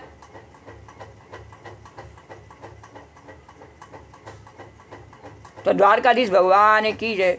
तो वे तामसी होते हैं, तो ऐसे धार्मिक अनुष्ठानों को सात्विक नहीं माना जाता। वे तामसी होते हैं और इनसे तामसी प्रवृत्ति उत्पन्न होती है और मानव समाज को कोई लाभ नहीं पहुंचता, कोई लाभ नहीं, हानि होती है। तामसी प्रवृत्ति से हानि होती है। अगर ये कहना है कि बटोगे तो बटना तो फिर मुसलमानों से भी नहीं बटना चाहिए, वहाँ भी तो फिर चीन से कटोगे। द्वारकाधीश भगवान की जय। अगर ये कहा जाए कि हिंदुओं तुम आपस में बटोगे तो मुसलमानों से कटोगे, तो फिर देश में तो मुसलमान भी बहुत हैं, तो यदि मुसलमानों से कटोगे तो दूसरे शक्तिशाली और भी देश हैं उनसे कटोगे। द्वारकाधीश भगवान की जय। तो अपने आप को कमज़ोर बनाना, अपनी एक भुजा को अपने आप ही उखाड़ के फेंक देना, यदि वो उसमें कुछ खराबी है तो उसको सही न कराने की जगह उसको काट देना, एक ही बढ़िया है हमारा। द्वारकाधीश भगवान की जय। तो इनसे तामसी प्रवृत्ति उत्पन्न होती है और मानव समाज को कोई लाभ नहीं पहुंचता। देव द्विज गुरु प्राज्ञा पूजनम शौचम आर्जवम और ब्रह्मचर्यम अहिंसा च शारीरम तपोच्यते। भगवान ने कहा अर्जुन, परमेश्वर, ब्राह्मणों, गुरु, माता पिता जैसे गुरुजनों की पूजा करना तथा पवित्रता, सरलता, ब्रह्मचर्य और अहिंसा ही शारीरिक तपस्या है। तपस्या किसे बताया भगवान ने? परमेश्वर, भगवान श्री कृष्ण यानी, और ब्राह्मणों जो वेद पाठी ब्राह्मण, गुटखा न खाने वाले, गुरु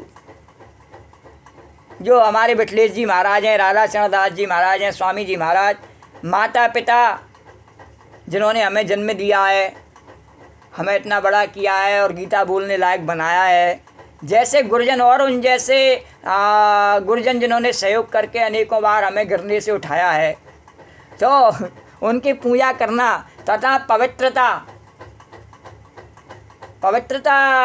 होने से ही व्यक्ति सत्य का आचरण कर सकता है। और पवित्रता नहीं है नहीं तो फिर वह अपने आप को छिपाने की कोशिश करता है। हाँ, सच बोलने में घबराता है। नहीं, जैसा है वैसा स्वीकार करना चाहिए। पवित्रता, सरलता, और जब पवित्रता होती है तो सरलता अपने आप उसमें आई जाती है। ब्रह्मचर्य, और जब सरलता होती है तो ब्रह्मचर्य भी उसमें बना ही रहता है। और अहिंसा ही शारीरिक तपस्या है। ये सब क्या है? ये शारीरिक तपस्या है। शरीर से इन गुणों को धारण करना, एक दिव्य शरीर को धारण करना है। क्या हम ऐसा कर सकते हैं अपने जीवन में? बड़े आराम से कर सकते हैं। करना नहीं चाहते हैं, सब कर सकते हैं। छोटा बच्चा भी कर सकता है और बूढ़ा व्यक्ति भी कर सकता है इस तपस्या को। नहीं कर सकता है, परमेश्वर का ध्यान नहीं कर सकता है, बच्चा भी कर सकता है, बूढ़ा भी कर सकता है। हाँ, जवान नहीं कर सकता है क्योंकि वह हजारों जगह उलझा हुआ रहता है। पर जब बचपन में नहीं करता है इसलिए वह बुढ़ापे में भी नहीं कर पाता है। और द्वारकाधीश भगवान की जय। अगर बचपन में करेगा तो जवानी में कितना भी उलझ जाए उसको ध्यान रहेगा परमेश्वर का, और फिर बुढ़ापे में भी वो उसके काम में आता है। वही काम में आता है, पैसा नहीं आता है काम में, शरीर भी काम में नहीं आता है, संबंधी भी काम में नहीं आते हैं। क्या काम में आता है? अपना वही धर्म काम में आता है। और द्वारकाधीश भगवान की जय। और ब्राह्मणों की भी पूजा बच्चा भी कर सकता है और बूढ़ा भी कर सकता है। गुरु माता पिता गुरुजनों की पूजा बच्चा भी कर सकता है, बूढ़ा भी कर सकता है। पवित्रता बच्चा भी अपने अंदर रख सकता है और बूढ़ा भी रख सकता है पवित्रता। सरलता भी दोनों में होती है स्वाभाविक। अब आजकल कलयुग में दोनों की बिगड़ गई है, वो अलग बात है, पर वैसे सरलता और ब्रह्मचर्य भी दोनों में होता ही है। बच्चे में भी होता ही है स्वाभाविक और बूढ़े में भी होता ही है। जवान का ही बिगड़ने का डर होता है, बच्चे और बूढ़े में तो होता ही है स्वाभाविक। और द्वारकाधीश भगवान की जय। लेकिन आजकल कलयुग में उन पर ज़्यादा प्रभाव पड़ता है। तात्पर्य यहाँ पर भगवान तपस्या के भेद बताते हैं। सर्वप्रथम वे शारीरिक तपस्या का वर्णन करते हुए हैं। मनुष्य को चाहिए कि वह ईश्वर या देवों, योग्य ब्राह्मणों, गुरु तथा माता पिता जैसे गुरुजनों या वैदिक ज्ञान में पारंगत व्यक्ति को प्रणाम करे या प्रणाम करना सीखे। इन सब का समुचित आदर करना चाहिए। उसे चाहिए कि और प्रणाम व्यंग्यात्मक नहीं होना चाहिए। कभी कभी लोग क्या है कि किसी को अकारण में, अरे संत महाराज की जय हो, अरे बेमतलब में, अरे तू ही भैया बहुत बड़ा संत है, हम कहाँ से संत आए तेरे को दिख रहे। तो किसी को इस प्रकार से व्यंग्यात्मक शैली में मैं बासन 36 बार बासन माजो, 36 बार गंदी रहो, मैं जो जूती उठाती धोला 2 कौड़ी की गोपी, और उसको कहे कि संत, तो उसका क्या मतलब है, वो दुष्ट है। दुष्ट क्यों है? अरे भैया तू ही संत बन जा, दूसरे को संत, अरे संत महाराज की जय हो, अरे ले भैया, खामा खामे व्यंग्यात्मक प्रणाम। किसी संत को जाए करके कर, माँ गोपाल मंदिर में जा, आश्रम में जा, तटीय स्थान पर जा, वहाँ जाए करके और संतों को प्रणाम कर जाए करके। हाँ, और भी बहुत सारे संत महात्मा भारतवर्ष में अनेकों हैं, उनको जाए करके प्रणाम कर। मैं तो द्वारकाधीश की काम वाली लौंडी हूँ, बाँधी। ऐसे ही एक बाबा जी आते, वो भी ऐसे ही, इसीलिए उसका भी भगवान ने कहा कि इससे नज़र नहीं मिलानी। क्यों? सुदामा जी, सुदामा, अरे मैं कहाँ को सुदामा आयो, सुदामा तो बहुत तपस्वी ब्राह्मण, भगवान का मित्र। हाँ, मैं भगवान की जूटिन साफ करने वाली गोपी। हाँ, अनेकों प्रकार के छल छंद नरक में पड़ी रहो, तो मेरे लिए क्या सुदामा। व्यंग्यात्मक टिप्पणी। व्यंग्यात्मक क्या है कि उसको खामा खामे दूसरे को ने राधे राधे करके अपना ने समय पार करे, अपने सुख दुख को अपने को भुलाने की कोशिश करे, तो वो दुष्ट व्यक्ति कुछ नहीं, तो अब उसका कोई बस नहीं चले, तो व्यंग्यात्मक प्रणाम। तो वह उसको तेरा व्यंग्यात्मक प्रणाम हमें नहीं चाहिए। द्वारकाधीश को कर, जमुना मैया को कर, बराबर सामने छौकेश्वर भगवान बैठे हुए, उनको प्रणाम नहीं कर रहा मूर्ख। उनको प्रणाम कर, भीतर मंदिर में जाके आराम से बैठ, कुछ तुझ पे आता हो रुद्री वगैरह बोल और प्रणाम कर। या और भी बड़े बुजुर्ग निकलते हैं हमारे, सीताराम जैसे, हमारे मुल्ली पंडित जैसे, उनको प्रणाम कर। हाँ, उनको प्रणाम कर। तो उनको प्रणाम नहीं कर रहा है, अपने बराबर वाले या अपने से भी और थोड़े कम वयस्क व्यक्ति को संत महाराज जय हो। अरे ले भैया, मैंने तेरे क्या बिगाड़ो, द्वारकाधीश भगवान की जय। तो यह कोई ऐसा कार्य न करे जो शास्त्र सम्मत न हो, वह वैवाहिक जीवन के अतिरिक्त मैथुन में रत न हो, क्योंकि शास्त्रों में केवल विवाह में ही मैथुन की अनुमति है, अन्यथा नहीं। ये सब शारीरिक तपस्याएं हैं। अनुद्वेग करम वाक्यम सत्यम प्रिय हितम चैत स्वाध्यायाभ्यासनम चैवम वाङ्मयम तपोच्यते। भगवान ने कहा, अर्जुन, सच्चे भाने वाले, हितकर तथा अन्यों को क्षुब्ध न करने वाले वाक्य बोलना और वैदिक साहित्य का नियमित पारायण करना, यह वाणी की तपस्या है। बोलो द्वारकाधीश भगवान की जय। जिसमें सत्य हो, सत्य यानी कि जो मेरे लिए सत्य है वह सबके लिए है। राम राम सत्य तो सबके लिए है, एक के लिए नहीं है। जो भगवान ने बात कही है कि भगवान का भजन करना प्रत्येक मनुष्य के जीवन में हितकर है और उसका वही प्रमुख कर्तव्य है, उसी से उसको सुख और शांति प्राप्त होती है, सत्य है। ये मेरे लिए भी, गोपी के लिए भी है, और जो नौमन नरक में पड़े हुए पूतना मैया, उसके लिए भी वही सत्य है, द्वारकाधीश भगवान के। अलग से कोई सत्य नहीं है। तो सबसे पहले वाक्य में सत्यता होनी चाहिए, उसके जीवन में आचरण में सत्यता होनी चाहिए और उसकी वाणी में भी सत्यता होनी चाहिए। हितकर, उसको बहाने वाले यानी उसको अच्छे लगें और उसके हितकर भी हों। तो अगर वो इस बात को मानता है तो उसके हितकर होती है बात।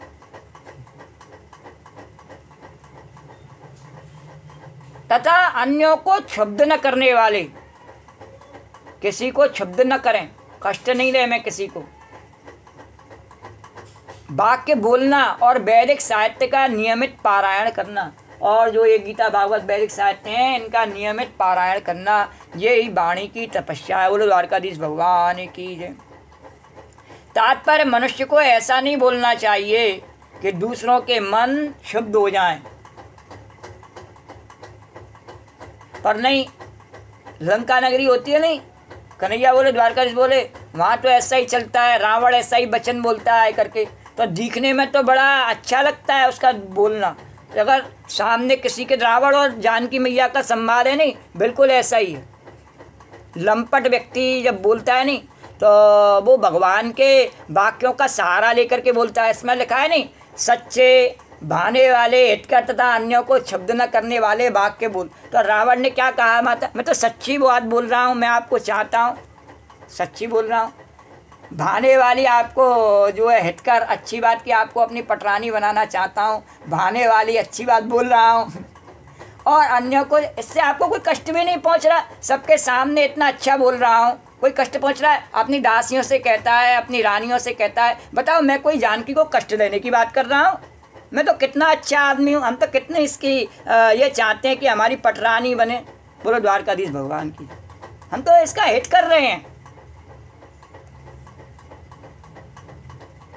तो भगवान की बातों को अपने हिसाब से, रावण पंडित विद्वान है नहीं, अपने हिसाब से तोड़ मरोड़ लेना और वैदिक साहित्य का नियमित पारायण करना। और रावण ने कहा कि मैं तो नित्य प्रति 4 मुखों से वेद बोलता हूँ, वैदिक साहित्य का।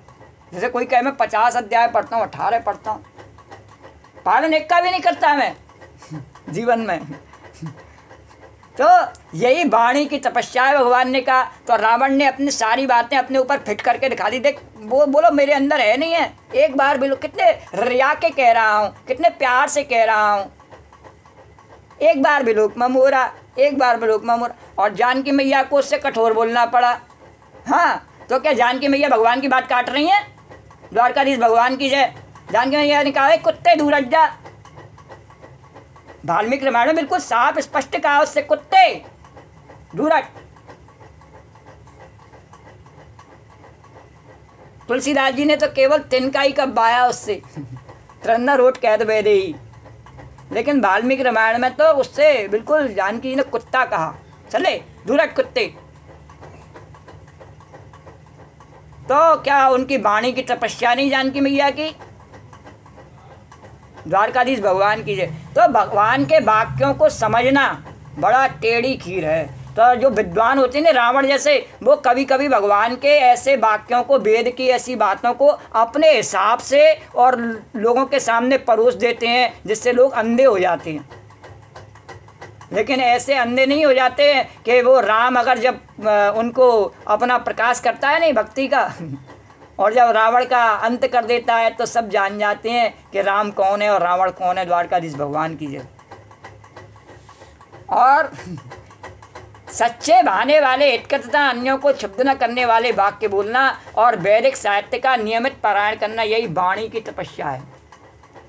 अपनी वाणी में अमृत घोल, उरसना राधे राधे बोल, उरसना राधे राधे बोल। अपनी वाणी में अमृत घोल, उरसना राधे राधे बोल, उरसना राधे राधे। तो राधे राधे कौन बोल सकता है और वो किससे मुँह से चलता है? जो अपनी माता मान करके और फिर राधे राधे बोलता है। और रावण क्या है? रावण जो बोल रहा है नहीं, रावण भी कह रहा है अरे मैं भी तो राधे राधे कह रहा हूँ, सीते सीते कह रहा हूँ मैं भी, है ना, सीते सीते ही कर रहा हूँ, नहीं सीते सीते तो मैं भी कह रहा हूँ। पर माता जानकी ने कहा कि तू क्या सोच करके कह रहा है रे कुत्ते? अब वाणी की तपस्या समझ में आ रही है तेरे को?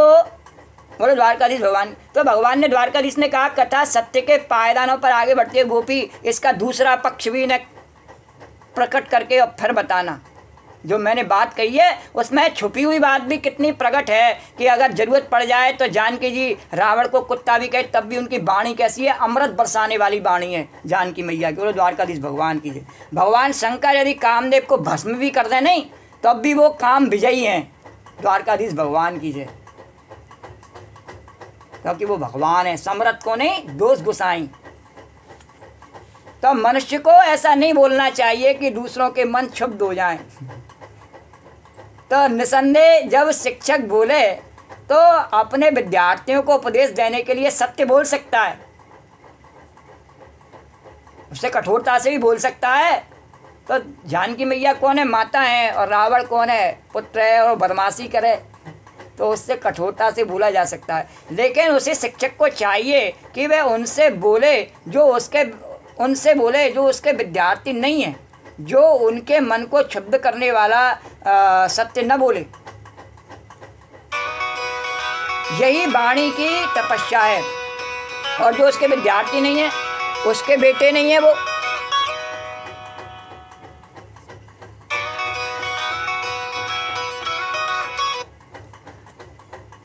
उसके बेटे नहीं है वो। अब रावण तो लीला में भगवान का अपना ही पहरेदार है इसलिए उससे वह लीला चल रही, लेकिन उससे शब्द नहीं बोले।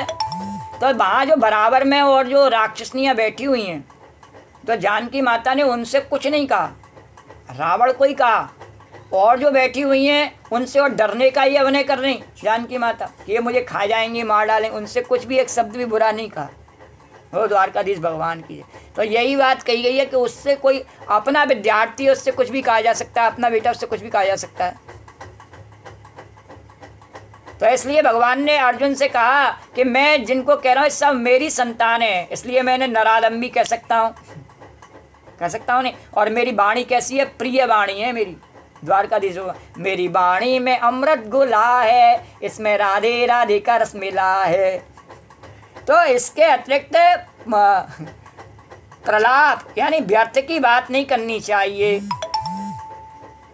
आध्यात्मिक क्षेत्रों में बोलने की विधि यह है कि जो भी कहा जाए वह शास्त्र सम्मत हो, शास्त्र के सम्मत हो। जैसे यहाँ पर उदाहरण दिया गया नहीं, जानकी जी का और रावण का उदाहरण दे करके और फिर उसको सरलता से समझा जाए और फिर प्रकट किया जाए। उसी प्रकार उससे तुरंत ही अपने कथन की पुष्टि के लिए शास्त्रों का प्रमाण देना चाहिए। द्वारकाधीश भगवान की। उसके साथ साथ वह बात सुनने में अति प्रिय लगनी चाहिए। और जब समझ में आ जाती है नहीं बात तो फिर प्रिय भी लगती है, चाहे वो भले ही बड़ी अपने अवगुणों को उजागर करने वाली हो, लेकिन अगर समझ में आ जाती है नहीं तो दवाई होती है नहीं जो फ़ायदा पहुंचाती है, वो चाहे भले ही बड़ी कड़वी हो और बड़ी कठिनाई से मिलती हो, बड़ी खुशामत करके मिलती हो, तब भी बड़ी जो है प्यारी लगती है। तो ऐसे विवेचना से मनुष्य को सर्वोच्च लाभ और मानव समाज का उत्थान हो सकता है। और जो ऐसे सच बोलने से डरता है, नहीं ये भगवान ने कहा है, वो जानता ही नहीं उसका मतलब कि भगवान ने कहा है, नहीं ऐसा नहीं बोलना चाहिए जी कि किसी को दूसरे को कष्ट हो जाए। उसको ठीक ढंग से समझ ले पहले कैसे बोलना चाहिए। सत्य बात कहने में कभी डिगना नहीं चाहिए।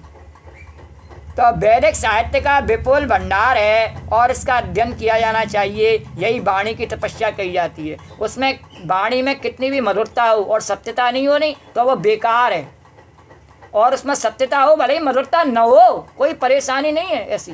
द्वारकाधीश भगवान की जय।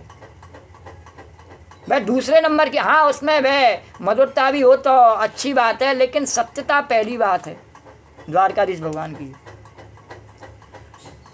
क्योंकि दवाई में कोई ज़रूरी नहीं है कि मिठास भी हो उसमें, भले ही कड़वाहट रही है, वह रोग का इलाज कर दे। वह और रोग का इलाज नहीं करे तो भले ही उसमें कितनी मीठी टॉफ़ी खूब सारी बिकती हैं। एक स्ट्रेप्सिल्स की गोली आती है खराश दूर करने के लिए, कफ कोई घुड़घुड़ को दूर करने के लिए, गले को ठीक करने के लिए स्ट्रेप्सिल्स की गोली आती है। और वैसे बहुत सारी लेमचूस भी बिकती हैं, बिकती हैं नहीं बिकती हैं। तो उसमें क्या है, उसमें केवल वो मिठास नहीं है, उसके साथ में दवाई मिली हुई है। तो महत्वपूर्ण वो दवाई है। और वह दवाई विक्स की गोली में वैसे भी आती है, विक्स 500 में भी आती है वो दवाई। उसमें वो कड़वी होती है, उसमें वो कड़वी होती है दवाई, लेकिन फ़ायदा वही करती है, काम वही करती है। तो उसको ले लेने में कोई बुराई नहीं है। बहुत से सिरप ऐसे आते हैं जो कड़वे होते हैं, तो आप पी लेते हैं, कफ दूर होता है उससे। तो जरूरी थोड़ी है मीठा भी हो वह। और द्वारकाधीश भगवान की जय। तो आगे कहते हैं मनत प्रसाद सौम्यत्वम मौनम आत्मा अभिनिग्रह और भाव संशुद्धिरित्येत तमो माना समुच्यते। भगवान ने कहा अर्जुन, तथा संतोष, सरलता, गंभीरता, आत्मसंयम एवं जीवन की शुद्धि ये मन की तपस्या हैं। पहले शरीर की तपस्या बताई। शरीर की तपस्या क्या बताई भगवान ने कि परमेश्वर, ब्राह्मणों, गुरु, माता पिता जैसे गुरुजनों की पूजा करना तथा पवित्रता, सरलता, ब्रह्मचर्य और अहिंसा, ये शरीर की तपस्या बताई। फिर वाणी की बताई, सच्चे भाने वाले हितकर तथा अन्यों को क्षुब्ध न करने वाले वाक्य बोलना और वैदिक साहित्य का नियमित पारायण करना, यही वाणी की तपस्या।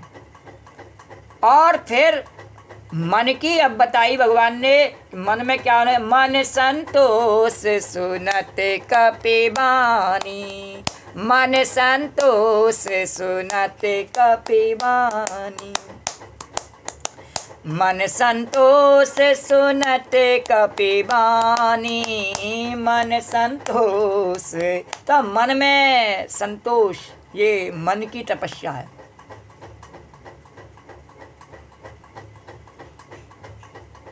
कहते हैं जब आवे संतोष धन तो सब धन धूर समान। और जब उसमें संतुष्टि नहीं है व्यक्ति में, मन में उसके में, तो उसका पूरा जीवन व्यर्थ है। अब जीवन में पूछा जाए, गोपी पूछा जाए कि तेरे को क्या चाहिए, इतना जीवन जिया, इतने जीवन में तेरे को बुरा लगा कि अच्छा लगा, कि तेरी कुछ अभिलाषा बाकी है कि सब पूरी हो गई, क्या है? तो गोपी का जवाब क्या है कि सीताराम सीताराम सीताराम कहिए, जाई बिद राखे राम ताई बिद राजी। हम उसी में जिसमें तेरी रजा है, और यूँ भी वाह है। मैं नहीं जानती इस बात का जवाब। जैसे तेरी रजा है, जैसे तेरी मर्जी है, वैसे ही ठीक है। उसमें नीम नेक निकालना या उसमें कुछ अपनी मर्जी जोड़ना और मेरी अपनी नालायकी है, और वो चल भी नहीं सकती है। इसलिए जो तेरी मर्जी है वही मुझे पसंद है। तो संतोष, सरलता, और जब संतोष है तो सरलता है ही है। ये सरलता का गुण, पवित्रता और संतोष इनसे ही जुड़ा हुआ है। तो गंभीरता, गंभीरता क्या कि उसमें किसी का बुरा ना चाहना ही सबसे बड़ी गंभीरता है। हम गंभीर नहीं होते हैं, इसलिए दूसरे का बुरा करने के लिए झट से तैयार हो जाते हैं। और यदि गंभीर होते हैं तो आत्मसंयम, अपने आप में संतुष्ट रहना, और जीवन की शुद्धि, और जीवन को किस तरीके से तमसो माँ ज्योतिर्गमय मृत्यु और माँ अमृतम गमय तक ले जाना, ये मन की तपस्या है। तात्पर्य मन को संयमित बनाने का अर्थ है उसे इंद्रिय तृप्ति से विलक करना। नहीं तो मन का तो काम यही, ये चाहिए, वो चाहिए, ये कर लो, वो कर लो, यहाँ चला जाओ, वहाँ चला जाओ, इससे मिल जाओ, उससे मिल, अधिकांश उसका फिर थोड़ी बैठता है कभी भी। तो मन को संयमित बनाने का अर्थ है से इंद्रिय तृप्ति से विलक करना। और जब वह इंद्रिय तृप्ति से विलक होने लगता है धीरे धीरे, तो फिर उसकी पावर कम होने लगती है और बुद्धि की पकड़ उस पर बढ़ने लगती है। उसे इस तरह प्रशिक्षित किया जाना चाहिए जिससे वह सदैव परोपकार के विषय में सोचे, स्वार्थ के विषय में नहीं सोचे, परोपकार के विषय में सोचे। और हम सवेरा होता है क्या सोच करके अपने जीवन की शुरुआत करते हैं, बड़ी महत्वपूर्ण है। रात को सोते हैं तो क्या सोच करके सोते हैं। तो आत्मसंयम एवं जीवन की शुद्धि ये मन की तपस्याएं। तो उसे मन को संयमित बनाने का अर्थ है उसे इंद्रिय तृप्ति से विलक करना। उसे इस तरह प्रशिक्षित किया जाना चाहिए जिससे वह सदैव परोपकार के विषय में सोचे। मन के लिए सर्वोत्तम प्रशिक्षण विचारों की श्रेष्ठता है। जब हम अच्छी किसी संगत को करेंगे ही नहीं, अब अच्छी संगत व्यक्ति की हमें नहीं मिल पाती है, तो हम पुस्तकों की भी नहीं करना चाहते हैं, हम मंदिर में भी 5 मिनट 10 मिनट अभी बताया नहीं बैठना नहीं चाहते हैं, भगवान की मूर्ति के सामने भी नहीं बैठना चाहते हैं, तो अब ऐसी संगत हम करना ही नहीं चाहते हैं। तो कैसी संगत करना चाहते हैं सब जानते ही हैं। तो जैसी संगत करेंगे वैसे ही तो विचार आवेंगे, जैसी बातें उनके साथ में करते रहेंगे वैसे ही हमारा मन बन जाएगा। मन कोई भौतिक दिखाई देने वाली वस्तु तो है नहीं है, वो तो विचारों से बना हुआ है। जैसे विचार बचपन से और हमारे बनते जाते हैं वैसे ही हमारा मन हो जाता है, वैसी सोच हो जाती है और वही करने लगते हैं। द्वारकाधीश भगवान की जय। ये विज्ञान है, जैसे विचार होते हैं वैसी सोच हो जाती है और फिर वैसा ही हम करने लगते हैं, वैसे करते करते आदत बन जाती है। द्वारकाधीश भगवान की जय। तो मनुष्य को कृष्ण भावनामृत से विचलित नहीं होना चाहिए और इंद्रिय भोग से सदैव बचना चाहिए। हम उससे बचने का प्रयत्न करते हैं, ईमानदारी से बताना है, लेकिन ज़्यादा नहीं पूछना है गोपी, कोई फायदा नहीं है। हम तो धस के चलते हैं, बच के कहाँ चलते हैं। द्वारकाधीश भगवान अपने स्वभाव को शुद्ध बनाना, कृष्ण भावना भावित होना है। तो इंद्रिय भोगों के विचारों से मन को अलग रख करके ही मन की तुष्टि प्राप्त की जा सकती है। और इस जादू को कोई जानता ही नहीं है अभी, और जो जानते हैं नहीं वो सब इसको मानते भी हैं भगवान की बात को। क्या जादू है कि जितनी मनमानी करने में आनंद नहीं आता है, जितना मन को मनमानी करने से रोकने में आता है, बोलो द्वारकाधीश भगवान की है।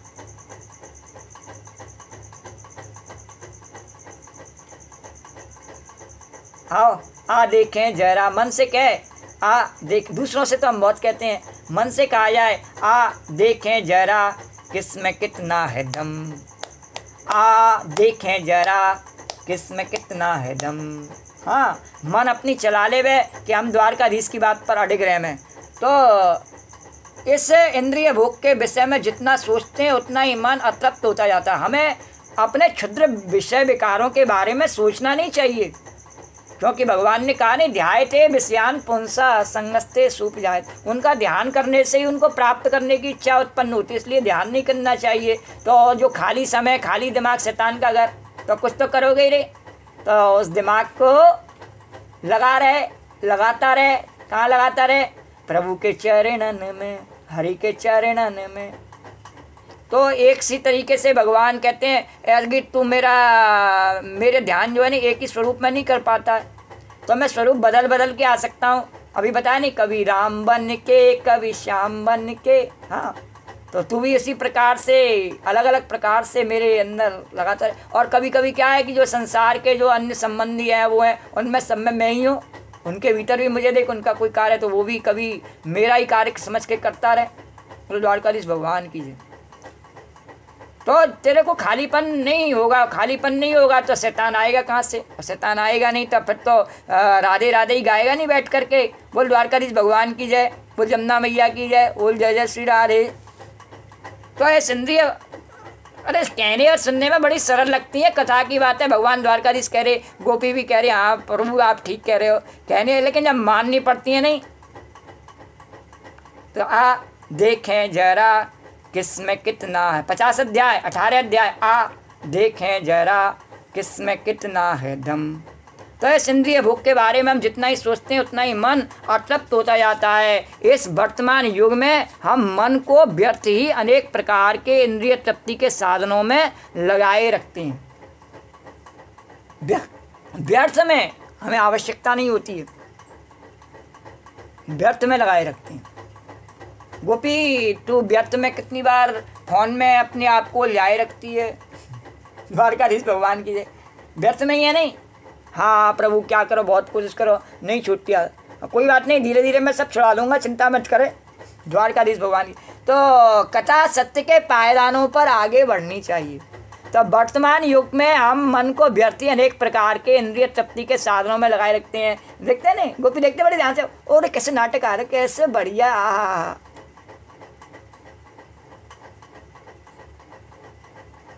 तो मेरे को अच्छा नहीं लगता, भगवान कह रहे, तेरे को भले ही अच्छा लगता हो। द्वारकाधीश कह रहे, जल्दी बता, सत्य के पायदानों पर आगे बढ़ा के कथा को झूठ मत बोलना।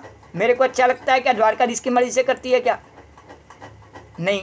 द्वारका तो झूठ मत बोलना। नहीं कन्हैया, झूठ कैसे बोल सकती हो? अपने कसम से झूठ नहीं बोली जा सकती है। तो जिससे मन संतुष्ट नहीं हो पाता और उससे तुझे तेरा मन संतुष्ट होता है? नहीं होता।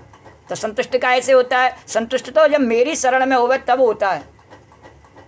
और मेरी शरण में जब होवे तो किसी प्रकार का कोई लगाव तेरे को ध्यान में नहीं आता उस समय कि मन में क्या लगाव है। मन होता ही नहीं उस समय, वो मेरे पास में होता है। तो अतएव सर्वश्रेष्ठ विधि यही है कि मन को वैदिक साहित्य की ओर मोड़ा जाए। अरे एक पेज तो खोल करके गीता का देखा जाए। धर्म क्षेत्रे कुरुक्षेत्रे संवेता उत्सवा मामका पांडवा शैवा किम कुर्वत संजया। धृतराष्ट्र ने केवल एक ही श्लोक तो बोला था शुरू में, फिर नहीं बोला। एक भी नहीं बोला उसने। कहीं भी धृतराष्ट्रवाच आया ही नहीं, उसको बोलने का मौका ही नहीं मिला। फिर एक बार बोल दे बस, एक पेज खोल के तो देख ले। तो ऐसे ही भगवान कन्हैया कहते हैं, घूंघट उठाते नहीं गोपी का, एक बार मेरे से नैन मिला ले गोपी, फिर उसके बाद में तू किसी से नैन मिलाने के लायक नहीं रहेगी। और अगर नहीं कर दो तो मैं कन्हैया नहीं, कृष्ण नहीं, द्वारकाधीश नहीं। या मेरा ठप्पा लगने के बाद किसी और का लग जावे तो मैं कन्हैया नहीं, कृष्ण नहीं, द्वारकाधीश नहीं। जमुना मैया की जय। तो वर्तमान युग में मन को व्यर्थ ही अनेक प्रकार के इंद्रिय तृप्ति के साधनों में लगाए रखते हैं, जिससे मन संतुष्ट नहीं हो पाता है। अतएव सर्वश्रेष्ठ विधि यही है कि मन को वैदिक साहित्य की ओर मोड़ा जाए, क्योंकि यह संतोष प्रदान करने वाली कहानियों से भरा है। लेकिन ये कहानियाँ संतोष किसको देती हैं? अभी आया नहीं। तो ये किसके मन में संतोष हुआ? ये माता जानकी के मन में संतोष हुआ।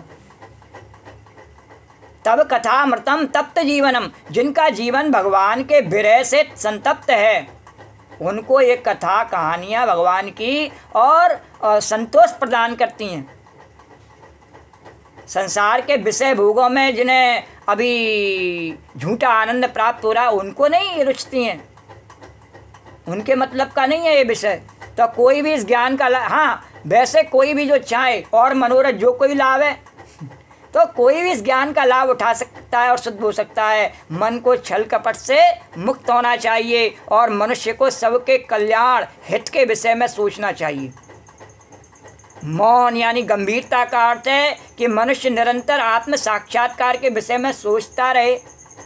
जब आत्म साक्षात्कार के विषय में सोचेगा तो सबका हित अपने आप उसके हृदय में बना ही रहेगा। उसके हृदय में सबके हित की भावना बनी रहेगी, क्योंकि जो अपना आत्मा है वही सबका आत्मा है। तो कृष्ण भावना भावित पूर्ण व्यक्ति मौन इस दृष्टि से धारण किए रहता है। मन निग्रह का अर्थ है मन को इंद्रिय भोग से पृथक करना।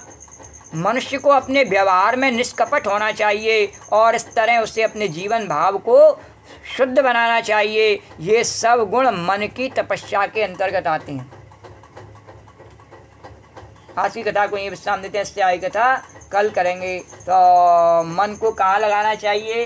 मन को भगवान की कथाओं में, भगवान की वार्ताओं में लगाना चाहिए। और ऐसा हो सकता है कि आधुनिक लोग कह सकते हैं कि अरे तो मूर्खों का काम है, कुछ बढ़िया काम धंधा करो, पैसा कमाओ, हाँ नहीं कह सकते हैं। आपको हॉपलेस कर सकते हैं, आपको गिराने का काम कर सकते हैं। भगवान कहते हैं लेकिन नहीं, अगर तेरे को मेरे पास आना है तो इस बात की चिंता नहीं करनी। द्वारकाधीश भगवान की मेरी गोपी होकर के और तुझे इस बात की चिंता हो गए तो फिर बेकार है, फिर वापस लौट जा। द्वारकाधीश भगवान की भगवान ने कहा मैं रुक्मिणी जी से भी कह देता हूँ कि अगर मेरे को चयन करके तुम्हें कुछ अफसोस हो रहा हो तो वापस जा सकती हूँ। दरवाज़ा खुला है। द्वारकाधीश भगवान की जय। श्री राधे गोविंद भज मन श्री राधे, श्री राधे गोविंद भज मन श्री राधे, श्री राधे जय जय राधे, जय राधे जय श्री राधे, श्री राधे गोविंद भज मन श्री राधे। आरती बाल कृष्ण की जय, अपनो जन्म सुफल कर लीजय। आरती बाल कृष्ण की जय, अपनो जन्म सुफल कर लीजय। श्री यशोदा को परम दुलारो, बाबा की अखियन को तारो। गोपिन के प्राणन सो प्यारो, इन पर प्राण न्योछावर की जय। आरती वाले कृष्ण की जय। बलदाऊ को छोटो भैया, कनुआ कह कह बोलत मैया। परम मुदित मन लेत बलैया, अपनो सर्वस इनको दीजय। आरती बाल कृष्ण की जय। श्री राधावर कुमार कन्हैया, ब्रज जन को नवनीत चुरैया। अरे देखते ही मन लेत हरैया, इन यह छवि नयनन में भर लीजय। आरती बाल कृष्ण की जय। तो तरि बोलन मधुर सुहावे, सखन माध्य खेलत सुख पावे। सोई सुकृति जो इनको ध्यावे, अब इनको अपनो कर लीजय। अब इनको अपनो कर लीजय। आरती बाल कृष्ण की जय। अपनो जन्म सुफल कर लीजय।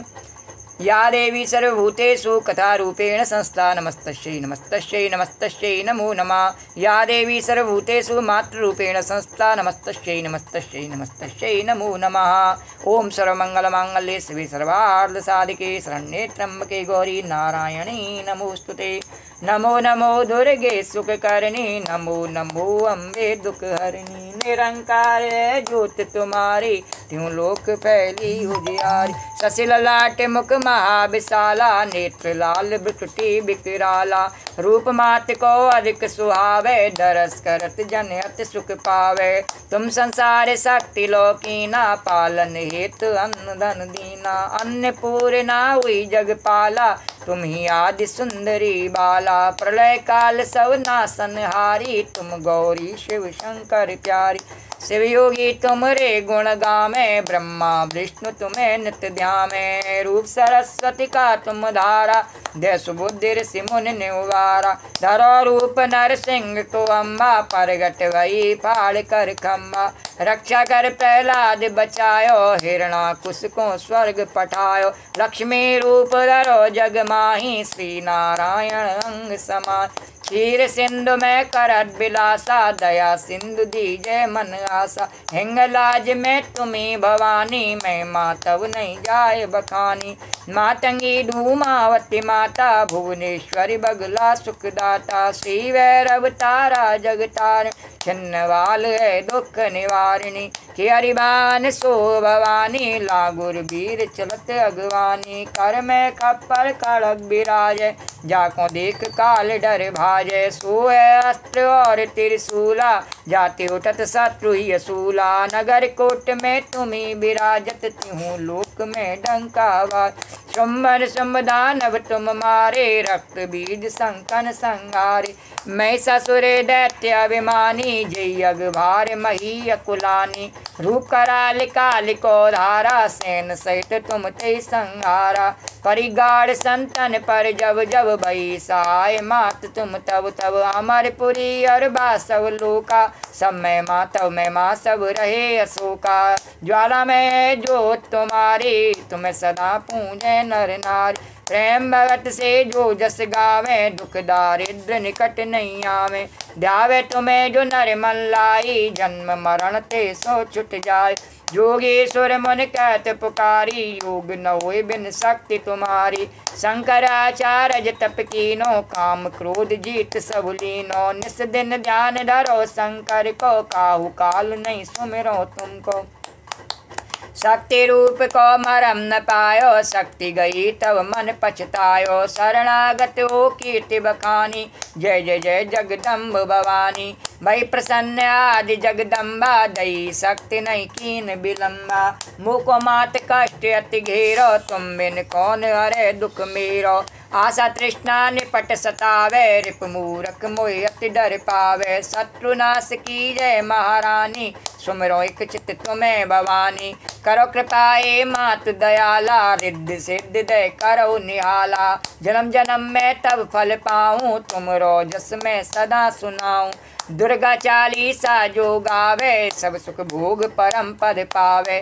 देवी दास शरण निज जानी, करो कृपा जगदम्ब भवानी। करो कृपा जगदम्ब भवानी, करो कृपा जगदम्ब भवानी। बोलो जगत जननी अन्नपूर्णा पार्वती मैया की जय। या देवी सर्वभूतेषु कथारूपेण संस्था, नमस्तस्यै नमस्तस्यै नमस्तस्यै नमो नमः। या देवी सर्वभूतेषु मातृरूपेण संस्था, नमस्तस्यै नमस्तस्यै नमस्तस्यै नमो नमः। राम कहो बावरे, कृष्ण कहो कृष्ण कहो कृष्ण कहो बावरे। राम कहो राम